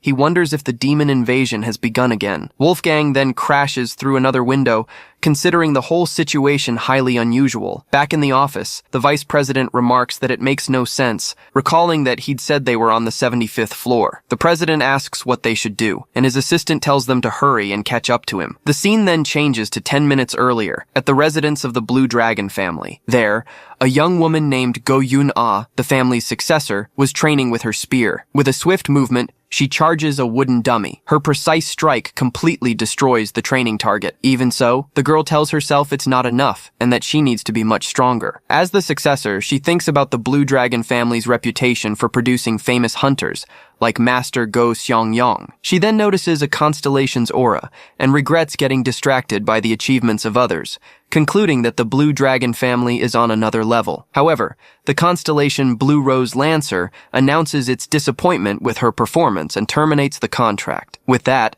she decides she must dedicate herself even more to get a new chance and secure another contract. She then notices the wound on her hand from gripping the spear so tightly. Soon a man praises her for her excellent form and says it's almost time to pass the family's leadership to her. The girl calls him father, and Go Seong-yong, the master of the Blue Dragon family, states that he would have no regrets if he died today. Yuna tells him to stop, knowing she still has a long way to go and needs to be recognized by the constellation again. Her father then pinches her cheek and asks when she grew up so much, making her tell him to cut it out. Go Seong-yong then changes the subject, asking if something is happening, as it seems very noisy outside. Suddenly, they both look to the side with serious expressions. From above, something is rapidly approaching the residence. The successor turns toward the entrance. The demon Astaroth descends from the sky at high speed, heading straight for them. Her father recognizes the approaching creature. Immediately, Go Seong-yong gets into a fighting stance and orders Yuna to get back inside and contact the Hunters Association. The demon introduces herself and, first things first, asks where the barbarian is. In a flashback, Devil House orders the three demons to go to the surface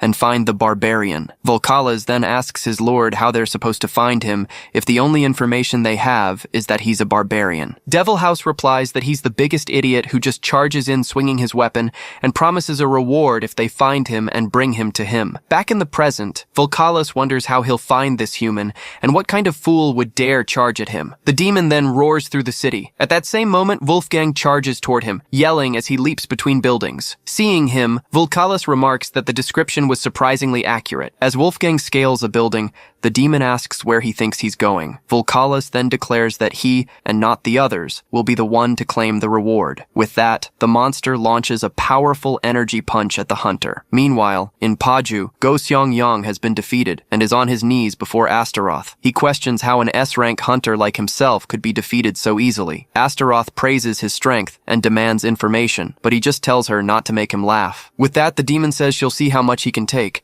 making him scream in pain. Yuna runs outside, shouting that she's already contacted the association. Astaroth squeezes Go Seong-yang's neck as he struggles to breathe. In despair, the girl screams for her father's life. The demon just responds with a cruel, menacing smile. The successor then hesitates, telling herself to wait a moment. She quickly concludes that, without a contract, charging in now would be a meaningless death. With her body in poor condition and her contract terminated, she thinks she couldn't do what even her father failed to do. The young woman then wonders if the right thing to do isn't to wait for the Hunters Association. Her father continues to be choked by the demon. With his last bit of strength, he tells Yuna that it's okay. Then, the master tells his daughter to stay safe. Astaroth sentences him to death if he has no intention of talking, making him choke. At the exact moment of the blow, Yuna appears and blocks the attack with her energy spear. The demon turns in surprise, wondering how she got there. With a war cry, the girl charges forward with all her strength. The attack throws the girl backward, but it lands a direct hit on the demon. Astaroth then screams in pain as she's struck by the blow. The successor then retreats to her father's side. She supports him with one arm,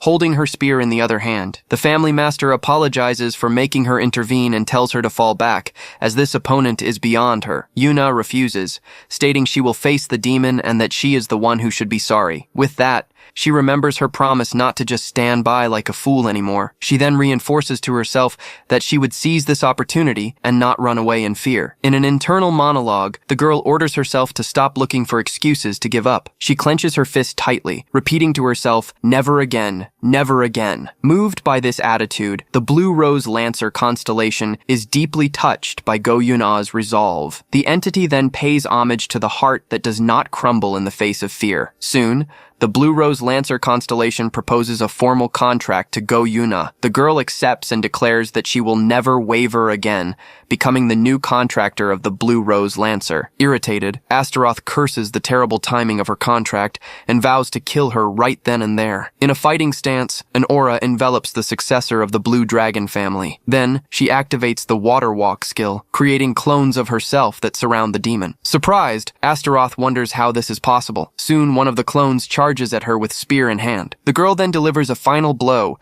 the Spear of Penetration, which pierces the demon's body clean through.